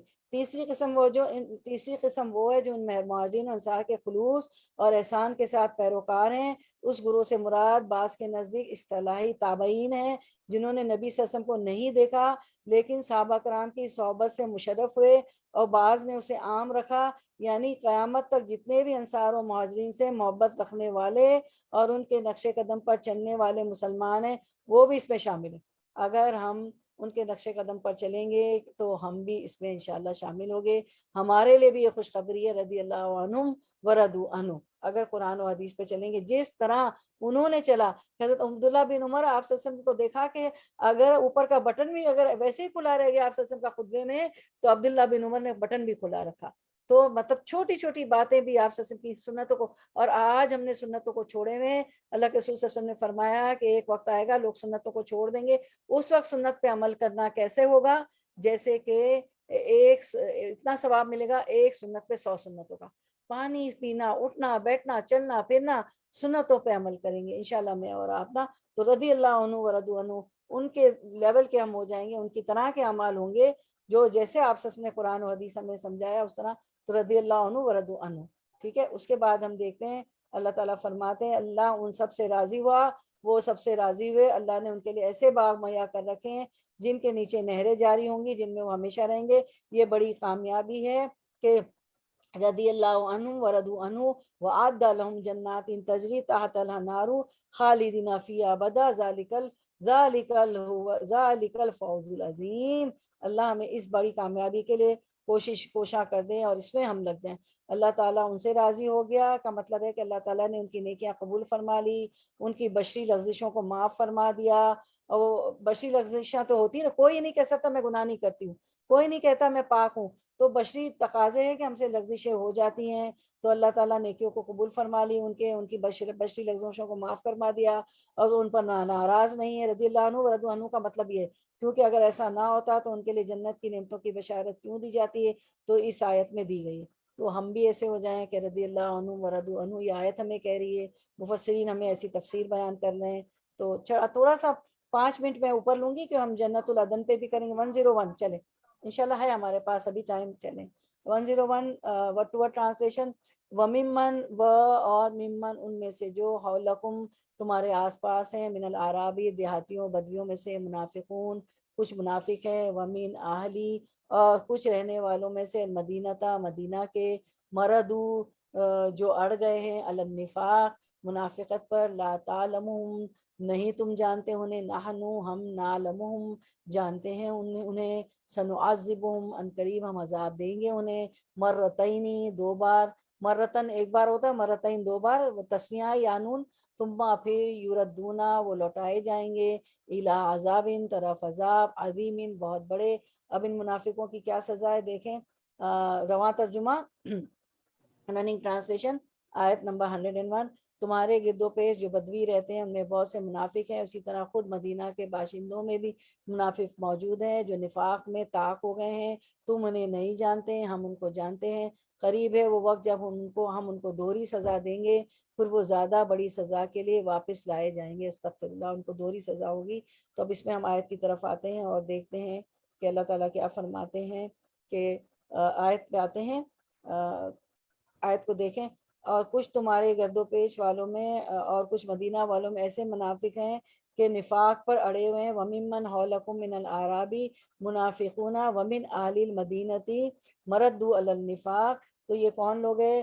مردو اور تمرد کے معنی ہے نرمی, ملائمت, چکناہٹ اور تجرد. چنانچہ اس شاخ کو جو بغیر پتے کے ہو, وہ گھوڑا جو بغیر بال کے ہو, وہ لڑکا جس کے چہرے پر بال نہ ہو, ان سب کو کیا کہتے ہیں؟ امرد. امرد کہا جاتا ہے. شیشے کو سرا ممرد کہا جاتا ہے, مجرد کہا جاتا ہے. تو یہ معنی اس کے. پھر یہ ہے اس کے بعد ہم دیکھتے ہیں کہ مردو یہ جو لکھا ہوا ہے نا آپ کی آیت میں, کیا لکھا ہوا ہے کہ مردو علی النفاق. ٹھیک ہے, تو کیا ہے, گویا انہوں نے نفاق کے لیے اپنے آپ کو خالص اور تنہا کر لیا, یعنی اس پر ان کا اصرار ہمیشہ رہنے والا ہے کہ یہ منافق ہی رہیں گے, نفاق ہی ہے ان کے دلوں میں. ٹھیک ہے. اس کے بعد اللہ تعالیٰ فرماتے ہیں کہ ایسے لوگوں کو نحن نعلمہم سنعذب لا تعلمہم, آپ ان کو نہیں جانتے ہیں نبی صلی اللہ علیہ وسلم. نحن نعلمہم ہم ان کو جانتے ہیں, سنعذب مرتین ثم یردون الی عذاب العظیم تو ہم ان کو جانتے ہیں تو آپ ان کو نہیں جانتے ہیں, ان کے لیے دوہری سزا ہے, تو پھر وہ بڑے بھاری عذاب کی طرف جو ہے لوٹائے جائیں گے, بھیجے جائیں گے. یعنی مطلب دیکھیں اللہ تعالیٰ نے کتنے واضح الفاظ میں نبی سے علم غیب کی نفی کی ہے. دیکھیں نا, اس میں پتہ چلتا ہے ہمیں کہ لا تعلمہم، اے نبی تم نہیں جانتے، ہم ان منافقوں کو جانتے ہیں کہ جو ہے دیہاتوں میں بدو ہیں، اور دیہاتوں کے آس پاس جو بدو ہیں کچھ منافق ہیں، لا تعلمہم آپ ان کو نہیں جانتے ہیں، ہم جانتے ہیں، یعنی آپ صلی اللہ علیہ وسلم علم غیب نہیں رکھتے، اللہ تعالیٰ رکھتے ہیں۔ تو اللہ تعالیٰ فرما رہے کہ تم ان منافقوں کو نہیں جانتے، ہم جانتے ہیں۔ تو دیکھیں نا اس آیت سے ہی جو اہل بدعت قرآن کو سمجھنے کی اللہ کرے کہ توفیق نصیب ہو، جو کہتے ہیں کیا کہتے ہیں کہ عالم الغیب کہتے ہیں نا کہ پیغمبر غیب کا علم جانتے ہیں، یہاں اللہ تعالیٰ فرماتے کہ تم ان کا نفاق نہیں جانتے، یہ جو نفاق پہ اڑے ہوئے ہیں اور انہوں نے خالص منافق ہیں، آپ ان کو نہیں جانتے اور نقصان پہنچانے کی کوششیں کرتے ہیں۔ تو ان کا عذاب کیا ہے کہ اللہ تعالیٰ جو ہے ان کو، اس سے مراد بعض کے نزدیک دنیا کی ذلت ہے اور رسوائی، اور پھر آخرت کا عذاب۔ تو مرتين سنعذبهم مرتين کہ دوہرا عذاب کیسے ہوگا، دنیا میں بھی عذاب ہوگا اور آخرت کا بھی عذاب ہوگا، اور بعض نزدیک دنیا میں ہی دوہری سزا ہے، اور دنیا میں ان کو دوہری سزا، دنیا میں بھی دوہری سزا ملے گی بعض کے نزدیک، اور دوہری سزا کا مطلب آخرت میں بھی ہے اور دنیا میں بھی۔ سنعذبهم مرتين ثم يردون الى عذاب عظیم، اور وہ لوٹائے جائیں گے عذاب عظیم کی طرف۔ وہ کون سا عذاب ہے؟ وہ آخرت دین کا عذاب ہے۔ چلیں اب ہم 102 کر کے کنکلیوڈ کرتے ہیں جنت عدن پہ انشاءاللہ۔ 5 منٹ اور لگیں گے تو اللہ تعالیٰ اس کو بہت اجر دے گا آپ کو۔ ورڈ ٹو ورڈ ٹرانسلیشن، تاکہ ہمیں اللہ اتنی محنت کی تو ہمیں بھی جنتیں مل جائیں۔ اچھا، ورڈ ٹو ورڈ ٹرانسلیشن 102۔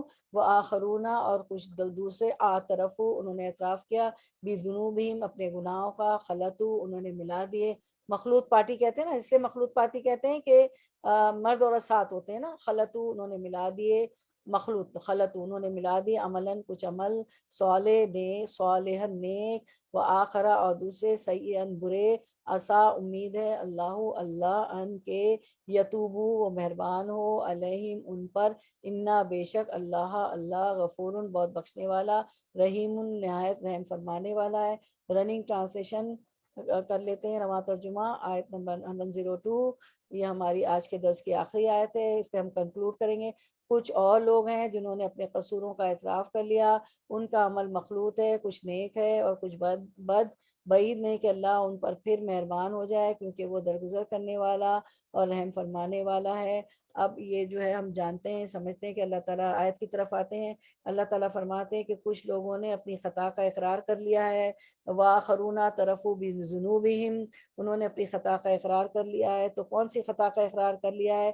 یہ وہ مخلص مسلمان ہے جو بغیر عذر کے محض سستی کی وجہ سے تبوک، جنگ تبوک میں نبی صلی اللہ علیہ وسلم کے ساتھ نہیں گئے تھے، بلکہ بعد میں انہیں اپنی غلطی کا احساس ہو گیا اور انہوں نے گناہ کا اعتراف کر لیا تھا، ٹھیک ہے۔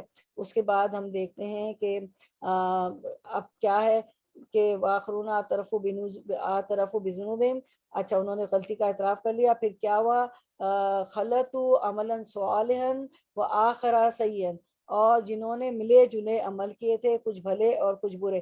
ایسے کیا ملے جلے عمل تھے، کچھ بھلے اور کچھ برے؟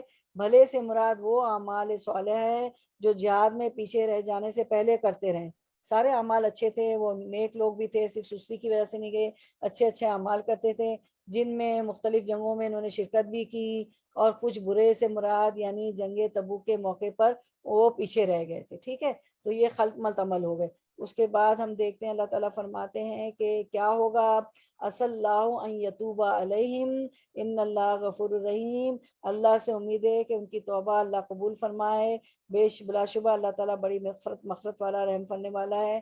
اللہ مطلب یہ کہ اللہ تعالیٰ کی طرف سے امید یقین کا فائدہ دیتی ہے، یعنی اللہ تعالیٰ ان کی طرف رجوع فرما کر انہیں اعتراف گناہ کو توبہ کے قائم مقام قرار دے کر انہیں معاف کر دے گا۔ اور یہ پھر بعد میں جو ہے نا، یہ بہت ڈیٹیل میں یہ 3 صحابہ کرام کے متعلق آیت آئے گی، آج نہیں ہے وہ آیت، آج تو جنت پہ ہے، تو جنت عدن پہ ہے، تو ان کی بھی ڈیٹیل پڑھیں گے کہ ان کے ساتھ کیا معاملہ ہوا۔ منافقوں کو تو وہ عذر بہانے لاتے تھے، تو اللہ کے رسول جو ہے ان کے عذر کو مان لیتے تھے، اور انہوں نے کہا ہم جنگ پہ نہیں جائیں گے، عذر مان لیے۔ لیکن ان 3 صحابوں نے بہت سچے مخلص مومن مسلم تھے، انہوں نے اپنے گناہوں کا اعتراف کیا کہ ہمارے پاس سواری بھی تھی، سب کچھ تھا، ہم صرف سستی کی وجہ سے پیچھے رہ گئے تھے، تو ان کے اعمال اچھے و برے خلط ملط ہو گئے، اس کو ہم نے پڑھ لیا۔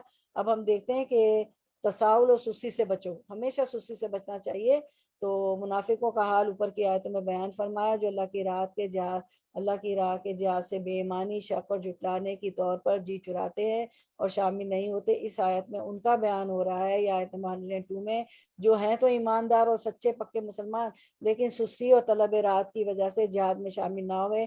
انہیں ایک تو اپنے گناہوں کا اقرار ہے، اللہ کے سامنے اپنا گناہوں کا اعتراف کرتے ہیں، دوسرے یہ کہ ان کی نیکیاں بھی ہیں، پس یہ نیکی بدی والے لوگ اللہ تعالیٰ کے حوالے ہیں، اس کی معافی اور درگزر کے ماتحت ہیں۔ یہ آیت وہ معین لوگوں کے بارے میں ہے لیکن حکم کے اعتبار سے عام ہے۔ ہر مسلمان جو نیکی کے ساتھ بدی میں بھی ملوث ہو وہ اللہ کے سپرد ہے۔ مجاہد رحمۃ اللہ فرماتے ہیں کہ حضرت ابو لبابہ رضی اللہ عنہ کے بارے میں یہ آیت اتری ہے جبکہ انہوں نے بنو قریظہ سے کہا تھا کہ ذبح ہے اور اپنے ہاتھ سے اپنے حلق کی طرف اشارہ کیا تھا۔ اس روایت میں ہے کہ ان کے اور ان کے ساتھیوں کے بارے میں یہ آیت اتری جو لوگ غزوہ تبوک سے پیچھے رہ گئے تھے، تو حضرت ابو لبابہ کے ساتھ اور بھی 5 یا 7 یا 9 آدمی تھے۔ جب آپ حضرت صلی اللہ علیہ وسلم واپس تشریف لائے تو ان بزرگوں نے اپنے آپ کو مسجد نبی کے ستونوں سے باندھ دیا تھا۔ ایک دیکھیں یہ نیک مسلمان ہیں، مومن ہیں، جنہیں غلطی کا احساس ہوا تو اپنے آپ کو سزا دی، مسجد کے ستونوں سے باندھ دیا تھا، جنگ تبوک پہ نہیں گئے تھے۔ اور ایک منافقوں کا رویہ کہ وہ عذر بہانے کر کے نہیں گئے، تو انہوں نے مسجد نبی کے ستونوں سے باندھ دیا تھا کہ جب تک خود رسول اللہ صلی اللہ علیہ وسلم اپنے دستے مبارک سے نہ کھولیں گے ہم اس قید سے آزاد نہیں ہوں گے۔ جس پہ یہ آیت اتری جو حضور نے جب اتری، حضور نے خود آپ ان کے بندھن کھولے اور ان سے درگزار فرمایا۔ اب ہم دیکھتے ہیں کہ امام بخاری نے صحیح بخاری میں امام بخاری رحمۃ اللہ علیہ نے یہ حدیث روایت کی ہے۔ تو ہم یہ حدیث دیکھتے ہیں، گارڈن آف ایڈن، پیراڈائز، جنت عدن، تو یہ متعلق حدیث ہے، تو اس کو ہم دیکھتے ہیں۔ وہ آیت نمبر 102، وآخرون طرفوا بذنوبہم خلطوا عملا صالحا وآخرا سیئا عسى اللہ ان یتوب علیہم ان اللہ غفور الرحیم۔ تو یہ حدیث ہم پڑھتے ہیں، حدیث مبارکہ ہے کہ اس آیت کے بارے میں سمرہ بن جندب نے بیان کیا کہ رسول اللہ صلی اللہ علیہ وسلم نے ہم سے فرمایا، بڑی انٹرسٹنگ حدیث ہے، غور سے سنیں، کہ ہمارے اعمال جو ہیں اس کے جو نشان وہاں تک جائیں گے آخرت تک۔ سمرہ بن جندب نے بیان کہ رسول اللہ صلی اللہ علیہ وسلم نے ہم سے فرمایا کہ رات خواب میں میرے پاس 2 فرشتے آئے۔ رسول اللہ صلی اللہ علیہ وسلم نے خواب دیکھا اور مجھے اٹھا کر ایک شہر میں لے گئے۔ کیسا شہر تھا؟ جو سونے اور چاندی کی اینٹوں سے بنایا گیا تھا، سبحان اللہ۔ وہاں ہمیں ایسے لوگ ملے جن کا آدھا بدن نہایت خوبصورت، اتنا کہ کسی دیکھنے والے نے ایسا حسن نہ دیکھا ہو، اور بدن کا دوسرا آدھا حصہ نہایت بدصورت تھا، اتنا کہ کسی نے بھی ایسی بدصورتی نہیں دیکھی ہوگی۔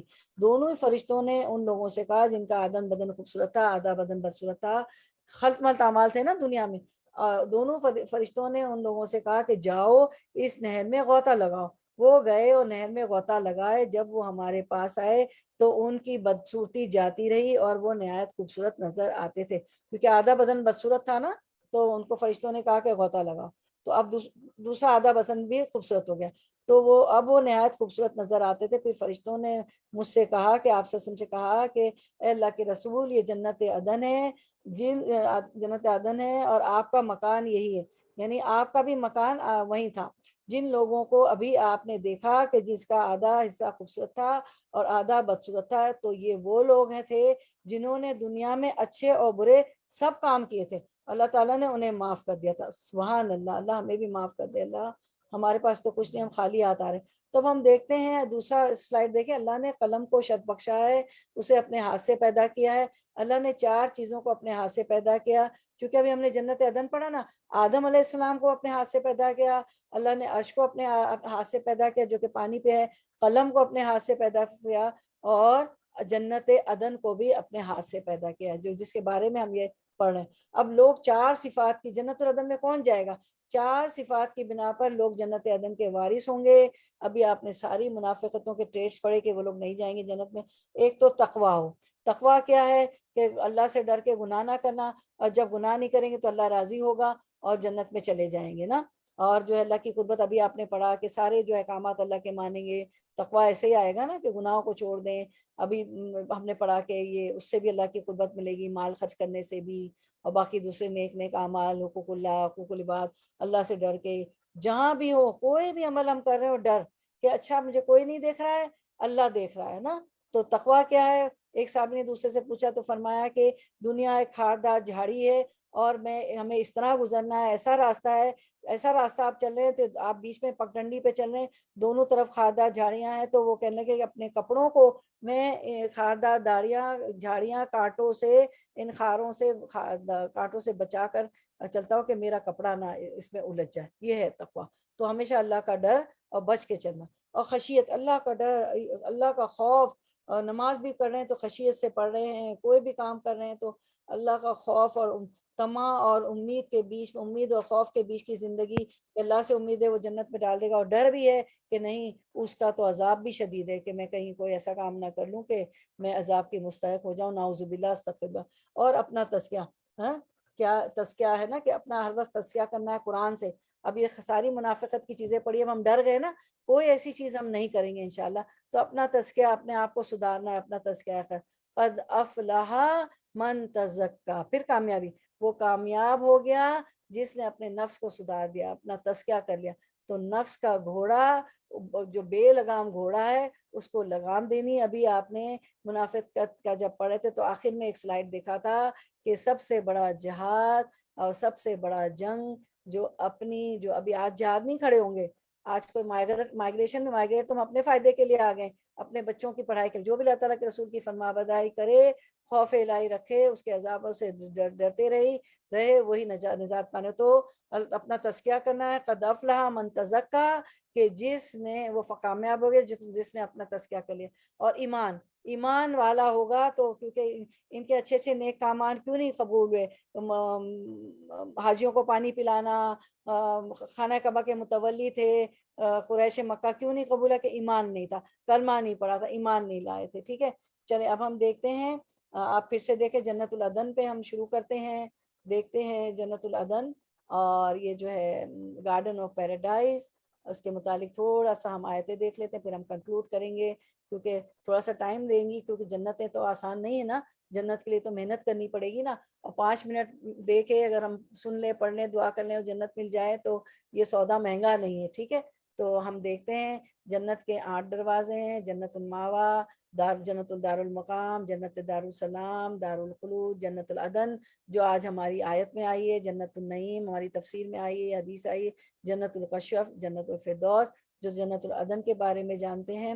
تو اس حدیث میں ان لوگوں کا ذکر کیا گیا ہے، آپ نے ابھی پڑھا، جو آدھے خوبصورت اور آدھے بد شکل تھے، جسموں کے ساتھ جنت میں داخل ہوں گے۔ یہ وہ لوگ ہوں گے جنہوں نے اپنے گناہوں کا اقرار کیا، چونکہ ان کے اعمال بہت ہی اچھے تھے جن کی وجہ سے وہ جنت عدن میں داخل کیے گئے، لیکن ان میں کچھ برے اعمال بھی تھے جن کے آثار جنت ملنے کے باوجود ان کے جسموں پہ ظاہر تھے۔ تو دیکھیں دنیا وہاں بھی ظاہر ہو گئے نا، جو ان کے کچھ اعمال ایسے تھے جو ان کے جسموں پر ظاہر ہوئے، تو بہت محتاط ہیں۔ پھر اللہ رب العزت کی رحمت سے انہیں ایک نہر میں ڈالا گیا، جس کے بعد وہاں سے ڈالا جائے گا، جس کے بعد وہ وہاں سے نہایت خوبصورت بن کے نکلیں گے۔ ٹھیک ہے، یہ ہوگا، وہ آخرت کے دن ہو گیا۔ تو جنت عدن میں اللہ سبحانہ وتعالیٰ جو ہے کا دیدار ہوگا۔ رسول اللہ صلی اللہ علیہ وسلم نے فرمایا، ایک حدیث دیکھیں کہ جنت عدن میں جنتیوں کے لیے اپنے رب کے دیدار میں کوئی چیز رکاوٹ نہ ہوگی۔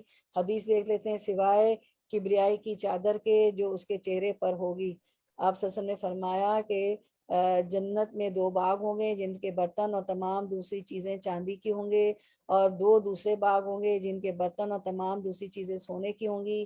اور جنت عدن سے جنتیوں کے اپنے رب کے اوپر، اپنے رب کے دیدار میں کوئی چیز سوائے کبریائی کی چادر کے جو اس کے منہ پر ہوگی حائل نہ ہوگی۔ دیدار ہم کریں گے اللہ تعالیٰ کا۔ رسول اللہ صلی اللہ علیہ وسلم کو جنت عدن میں ان کی منزل بھی دکھائی گئی۔ قرآن میں مختلف صورتوں میں جنت کے نعمتوں کا ذکر ملتا ہے، تو ہم وہ ساری صورتیں دیکھ لیتے ہیں، ساری تو نہیں، حق تو یہ کہ حق ادا نہیں ہوا، جتنی ہم دیکھ سکتے ہیں کوشش کر لیتے ہیں تھوڑے سے وقت میں، 3-4 منٹ ہیں ہمارے پاس۔ تو سورۃ النور آیت نمبر 52، وَمَن يُطِیعِ اللَّهَ وَرَسُولَهُ وَيَخْشَ اللَّهَ وَيَتَّقِ فَأُولَٰئِکَ هُمُ الْفَائِزُونَ، جو بھی اللہ تعالیٰ کے اور اس کے رسول کی فرما برداری کرے، یتقی نا تقوی اختیار کرے، اس کا خوف کرے، خوف الہی رکھیں، اس کے عذابوں سے ڈرتے رہیں، وہی نجات پائے گا۔ کیونکہ ابھی آپ نے پڑھا تھا تقوی والے، تزکیہ والے، خشیت والے جو ہے داخل ہوں گے جنت میں۔ تو یہ آیت آ گئی ہمارے پاس۔ دوسری آیت ہے जन्नातु अदनी यदखुलूनहा, सूरत फातिर, या युहल्लौना फीहा मिन असाविरा मिन ज़हाबिन व लुअन व लिबासुम फीहा हरीर। सुभान अल्लाह, वो बागात हैं हमेशा रहने के जिनमें ये लोग दाखिल होंगे, सोने के कंगन और मोती पहनाए जाएंगे और पोशाक वहाँ उनकी रेशम होगी। खुश हो जाएं। देखें अल्लाह ताला, अल्लाहुम्मा जल्लना मिन्हा मिनहुम, अल्लाह हमें इनमें से बना दीजिए, जो हम सब पढ़ रहे हैं। जन्नाती अदनी जन्नाती अदनी मुफत्तहतल लहुम अबवाब, यानी हमेशगी वाली जन्नतें जिनके दरवाजे उनके लिए खोले खुले हुए होंगे। हमें तो यहाँ तो नॉक देना करता है, बेल देनी पड़ती है, वहाँ खुले हुए होंगे। मुत्तकीना फीहा यदूना फीहा बिफाकिहतिन कसीरतिन व शराब, जिनमें बाफरागत तकिए लगाए बैठे हुए तरह तरह के मेवे और किस्म किस्म की शराबों की फरमाइशें कर रहे हैं। व इंदहुम कासिरातुत तरफी अतराब, और उनके पास नीची नजरों वाली हम उम्र हूरें होंगी। सूरत सौद 50, 51, 52, 54 में आता है, इन्ना हाजा लरिस्कुना मा लहू मिन नफाद, बेशक रोजियां खास रोजियां होंगी, हमारा अतिया है जिनका कभी खात्मा ही नहीं होगा। सुभान अल्लाह, अल्लाहु अकबर, बोले अल्लाह अकबर। उलाइका लहुम जन्नातु अदनिन तजरी मिन तहतिहिमुल अनहार युहल्लौना मिन असाविरा मिन ज़हबिन व यलबसूना सियाबन खुद्रम मिन सुद्दुसिन व इस्तबरक़िन मुत्तक़ीना फीहा अलल अराइकि निअमत सवाब व हसनत मुर्तफ़क़ा। सूरतुल काफ में आज आपने पढ़ा और हर जुमे को पढ़ती हैं। उनके लिए हमेशगी वाली जन्नतें हैं, उनके नीचे से नहरें जारी होंगी, वहाँ ये सोने के कंगन पहनाए जाएंगे और सब्ज रंग के नर्म व बारीक और मोटे रेशम के लिबास पहनेंगे। वहाँ तख्तों के ऊपर तकिए लगाए हुए होंगे। क्या खूब बदला है और किस कदर उम्दा आरामगाह है। अल्लाहु अकबर, सुभान अल्लाह। सूरत मरियम, ला यसमऊना फीहा लगवन इल्ला सलामा वलहुम रिज़्क़ुहुम फीहा बुकरतन व आशिया। वो लोग वहाँ कोई लघु बात ना सुनेंगे। दुनिया में भी लघु फजूल बातें ख़त्म कर दें, जिक्र करें, वक्त ना ज़ाया करें। मैं और आप सिर्फ सलाम ही सलाम सुनेंगे। उनके लिए वहाँ सुबह और शाम उनका रिस्क होगा। सुभान अल्लाह। सूरत रात 23, जन्नातु अदनी यदखुलूनहा वमन सलहा मिन आबाहिम व अज़वाजिहिम व ज़ुर्रिय्यातिहिम वल मलाइकतु यदखुलूना अलैहिम मिन कुल्ली बाब, हमेशा रहने के बागात जहाँ ये खुद जाएंगे, उनके बाप दादों और बीवियों और औलादों में से भी जो नेकोकार होंगे, उनके पास फरिश्ते हर हर दरवाजे से आएंगे। मैं आपको एक जिस्ट ऑफ द हदीस बता दूं, ये आयत पढ़ते ही मुझे याद आ गया, वरना हम स्क्रीन पे दिखा देते। बाद दफा उनका भी नहीं होता है कसूर, उस्मा जी का भी, क्योंकि अल्लाह ताला मुझसे कहलवा देता है। तो ये ऐसा होगा कि एक हदीस में आता है कि जैसे कोई वालदैन है, जिस्ट ऑफ द हदीस ना, एक मफहूम बता रही हूँ, ठीक है, अभी हमारे पास सामने हदीस नहीं। तो वालदैन बहुत ही नेकोकार हैं, बहुत ज़्यादा नेके हैं, हकूकुल इबाद भी, हकूकुल्लाह भी, बंदों से भी अच्छे हैं, और तहज्जुद भी है, और सारी नवाफिल भी हैं, और फ़र्ज तो ज़ाहिर अदा करते हैं, जब भी तो नवाफिल पढ़ रहे हैं। बहुत ही नेक है और बहुत आला दर्जे की जन्नत पे चले जाते हैं, आला दर्जे। अब जो है उनके औलाद है, वो भी नेक है, अच्छी, लेकिन उनके दर्जे की नहीं है, उस लेवल के नहीं है, मतलब उस लेवल के काम उनके नहीं है। वो है दीन पे हैं, अच्छे भी हैं, नेक भी हैं। लेकिन तो आला जन्नती थे ना, तो अल्लाह ताला उनको उनके वालिदैन के साथ कर देगा। यानी हमें वो अगर अल्लाह ताला बनाए ऐसे वालिदैन, तो वो औलाद भी हमारे साथ होंगी। ठीक है, सुभान अल्लाह। ओके, उसके बाद हम देखते हैं, जल्दी जल्दी आप सूरत वाक़िया पढ़ती हैं, तो मैं सिर्फ तर्जुमा कर देती हूँ, आप लोग सूरत सजदा वाक़िया पढ़ती है। ये लोग सोने के तारों से बने हुए तख्तों पर एक दूसरे के सामने तकिया लगाए बैठे होंगे। सूरत वाक़िया स्क्रीन पे देखें, पूरी वाक़िया नहीं, सिर्फ ये जन्नत का उसमें जहाँ हाल है। एक दूसरे के सामने तकिया लगाए बैठे होंगे, उनके पास ऐसे लड़के जो हमेशा लड़के रहेंगे, आमदो रफत करेंगे, आप पूरे और जग लेकर, और ऐसा जाम लेकर जो बहती हुई शराब से भरपूर हो, जिससे ना सर में दर्द हो, ना कल में फतूर हो। वफा के तुम मिम्मा यतखयरून वलहमी तहरी मिम्मा यशतहून वहूरुन ईन, और ऐसे मेवे लिए हुए जो इनकी पसंद के होंगे, और परिंदों के गोश्त जो उन्हें मरगूब होंगे, बड़ी बड़ी आंखों वाली हूरें जो छुपे हुए मोतियों की तरह होंगी। ये सिला है उनके अमाल का, जज़ाम बिमा कानू यामलून। ला यसमऊना फिहा लगवा वला तासीमा, ना वहाँ बकवास सुनेंगे और ना गुनाह की बात। इल्ला कीलन सलामन सलामा, सिर्फ सलाम ही सलाम, सिर्फ सलाम ही सलाम की आवाज़ होगी। चले अब हम बस थोड़ी सी एक पैराग्राफ में समरी करके फिर दुआ मांग के, जन्नत मांग के कंक्लूड करेंगे। मोमनों को नेकियों के इनामात مومنوں کی ان کی نیکیوں پر جنت عدن کے بارے میں پڑھے تھے نا، مومنوں کی ان کی نیکیوں پر اجر و ثواب انہیں ملے گا. ان کا بیان ہو رہا ہے کہ ابدی نعمتیں، ہمیشگی کی راحتیں، باقی رہنے والی جنتیں، جہاں قدم قدم پر خوشگوار پانی کے چشمے ابل رہے ہیں، جہاں بلند و بالا خوبصورت مزین صاف ستھرے آرائش اور زیبائش والے محلات اور مکانات ہیں. حضور علیہ السلام فرماتے ہیں 2 جنتیں تو صرف سونے کی ہیں، ان کے برتن اور جو کچھ بھی وہاں ہے سب سونے ہی سونے کا ہے، اور 2 جنتیں چاندی کی ہے، برتن بھی اور کل چیزیں بھی ان میں، اور دیدار الہی میں کوئی حجاب بج اس کی کبرائی کی چادر کے نہیں جو اللہ جل وعلا کے چہرے پر ہے.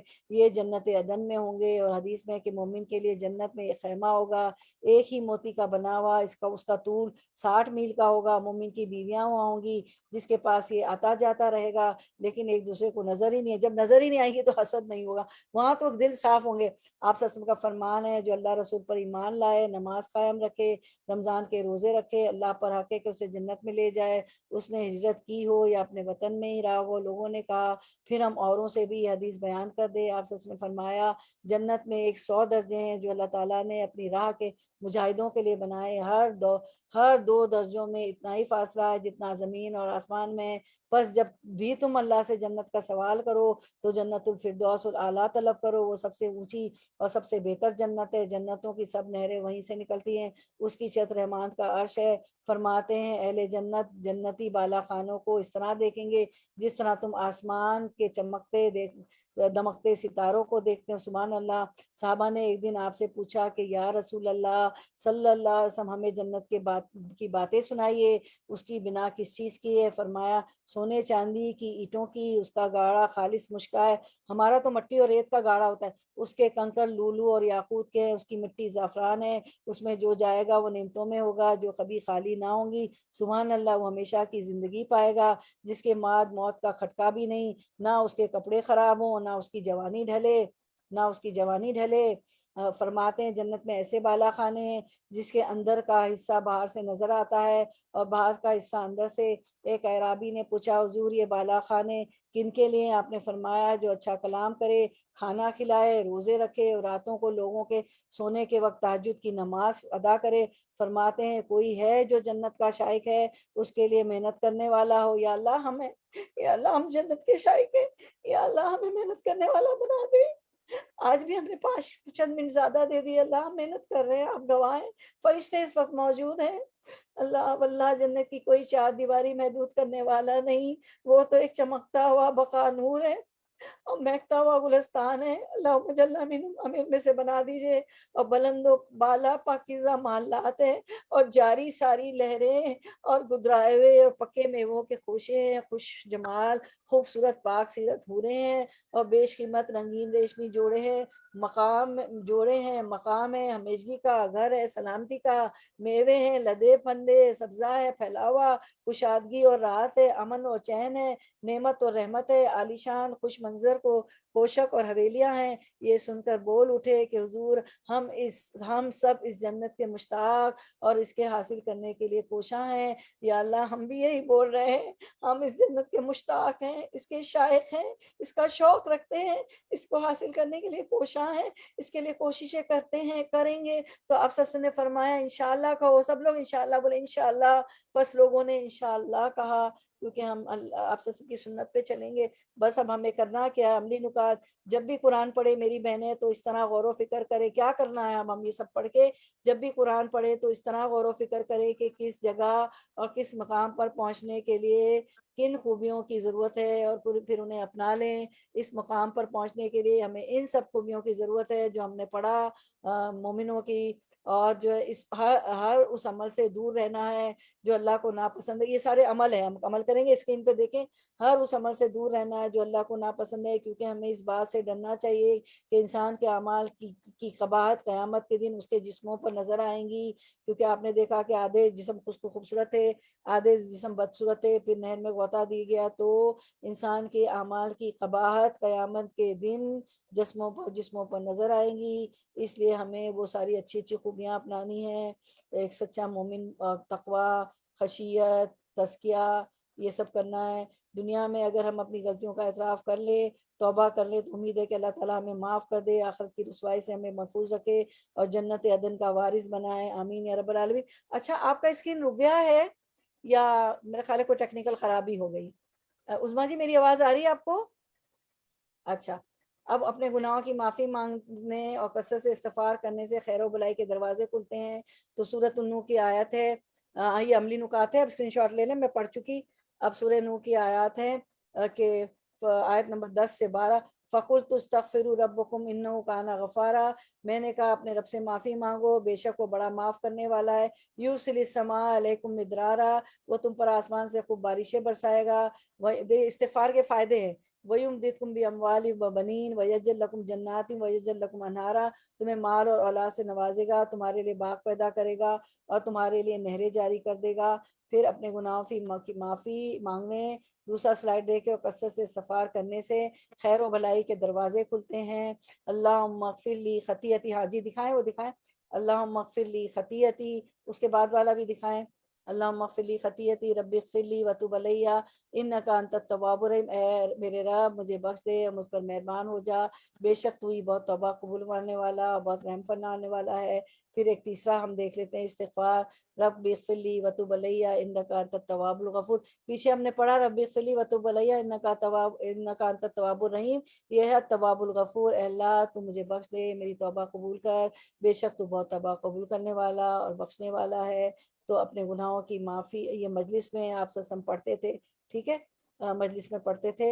اور پھر اس کے بعد والا دکھائیں سلائیڈ، اس کے بعد پھر ہم دیکھتے ہیں رسول اللہ صلی اللہ علیہ وسلم کی ایک مجلس میں اٹھنے سے پہلے 100 مرتبہ رب اغفر لی وتب علی انک انت التواب الغفور پڑھ لیتے تھے۔ تو ہمیں بھی مجلس میں پڑھنا چاہیے دلی دل میں، اے ہمارے رب ہمیں بخش دے، ہماری توبہ قبول فرما، بے شک تو توبہ قبول فرمانے والا اور بخشنے والا ہے۔ تو یہ گنتے تھے نا۔ اور پھر ہم دیکھتے ہیں کہ یہ جو ہم نے پڑھی سورۃ النور کی آیات، تو اس میں جو ہے فَقُلْتُ اسْتَغْفِرُوا رَبَّكُمْ إِنَّهُ كَانَ غَفَّارًا، میں نے کہا اپنے رب سے معافی مانگو، بے شک وہ بڑا معاف فرمانے والا ہے۔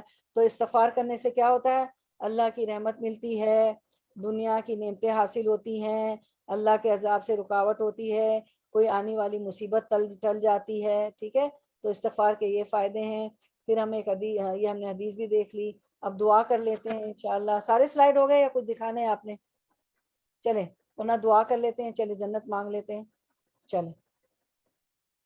اللہم انی اسألک اللہم انی اسألک، اے اللہ میں تجھ سے جنت کا طالب ہوں، واعوذ بک من النار، اور جہنم سے تیری پناہ چاہتا ہوں، وہ چاہتی ہو جاتا ہے۔ اللہم انی اسألک من فضلک ورحمتک لا یملکھا الا انت، اے اللہ میں تجھ سے تیرے فضل اور رحمت کا سوال کرتا ہوں کیونکہ تو ہی اس کا مالک ہے، فضل اور رحمت ہوگا تو جنتیں ملے گی۔ اللہ تعالیٰ نے فرمایا جنت سے انت من رحمتی، اے جنت تو میری رحمت میں سے، اللہ کی رحمت ہوگی تو انشاءاللہ جنت بھی ہمیں عطا ہو جائے، آمین یا رب العالمین۔ پھر ایک اور دعا مانگ لیتے ہیں، اللہم انی اسألک الجنت الفردوس الاعلیٰ، اے اللہ میں آپ سے جنت الفردوس کے اعلیٰ مرتبے ماں کا سوال کرتی ہوں، آمین یا رب العالمین۔ اللہ تعالیٰ سب کو بیماریوں سے نجات دے، ہمیں جنت الفردوس میں جگہ دے، آگ کے عذاب سے بچا لے، اور جو ہے حج عمرے کی زیارت بار بار نصیب فرمائے، ہماری مشکلات آسان فرمائے، اور جو ہے جتنی پریشانیاں مشکلات دور کر دے، بے روزگاروں کو روزی دے دے، بیماروں کو شفاء کلیہ کاملہ عاجلہ عطا فرما دے، ہماری منزہ بہن کے ہسبینڈ بھی بیمار ہیں ان کو بھی شفا دے، جتنے مریض ہیں سب کو شفا دے، اور اللہ تعالیٰ ہماری سب تمام جائز آرزویں تمنا پوری کر لیجئے، جنت الفردوس میں جگہ دے دیجئے، ہمارے گناہوں کو معاف کر دیجئے، دنیا کی تمام مشکلیں بھی آسان فرما دیں، اور ہمیں اپنے دین کے لیے فارغ کر دیں الہ العالمین، کہ ہم اس پہ چلیں، عمل کریں اور جنت کے اعلیٰ درجے حاصل کریں۔ چلیں ہم کنکلوڈ کرتے ہیں، سبحان ربک رب العزت عما یصفون وسلام علی المرسلین والحمد للہ رب العالمین۔ ربنا تقبل منا انک انت السمیع العلیم وتب علینا انک انت التواب الرحیم، وآخر دعوانا ان الحمد للہ رب العالمین۔ سبحانک اللہم وبحمدک نشہد ان لا الہ الا انت نستغفرک ونتوب الیک۔ السلام علیکم ورحمۃ اللہ وبرکاتہ۔ آپ لوگوں کو کچھ کہنا ہو ان آیات کے بارے میں تو آپ کہیں، اور سوری آپ لوگوں کا وقت اوپر ہو گیا، لیکن اس کا اجر دنیا میں بھی ملے گا اور آخرت میں بھی ملے گا، ٹھیک ہے۔ یہ عملی نکات ہیں، تھوڑا سا ٹیکنیکل فالٹ ہو گیا تھا تو آپ اس کو لے سکتے ہیں اسکرین کا لے. چلیں کسی نے کچھ کہنا ہے تو اپنی بات رکھیں، اور میں معذرت خواہوں کہ کچھ منٹ اوپر ہو گئے. کسی نے کچھ کہنا ہے یا ہم کنکلوڈ کریں؟ چلیں. جی اللہ. السلام علیکم ورحمۃ اللہ وبرکاتہ. کل سیٹرڈے ہے، انگلش کے درس میں ضرور آئیں، اپنے بچوں کو لے کے آئیں، نواسے نواسی پوتے پوتیوں کو لے آئے. واخر دعوانا ان الحمدللہ رب العالمین. سبحانک اللہم و بحمدک، نشہد ان لا الہ الا انت، نستغفرک و نتوب الیک. السلام علیکم ورحمۃ اللہ وبرکاتہ. پیر کو ملاقات ہوگی. وعلیکم السلام ورحمۃ اللہ وبرکاتہ. السلام علیکم. آنٹی جان کتنے بجے ہے انگلش والا درس؟ انگلش کا درس کل 2:30 بجے ہے. ٹھیک ہے. اچھا ہاں ٹھیک. ہاں بشرا، اچھا کل 2:30 بجے انگلش کا درس انشاءاللہ.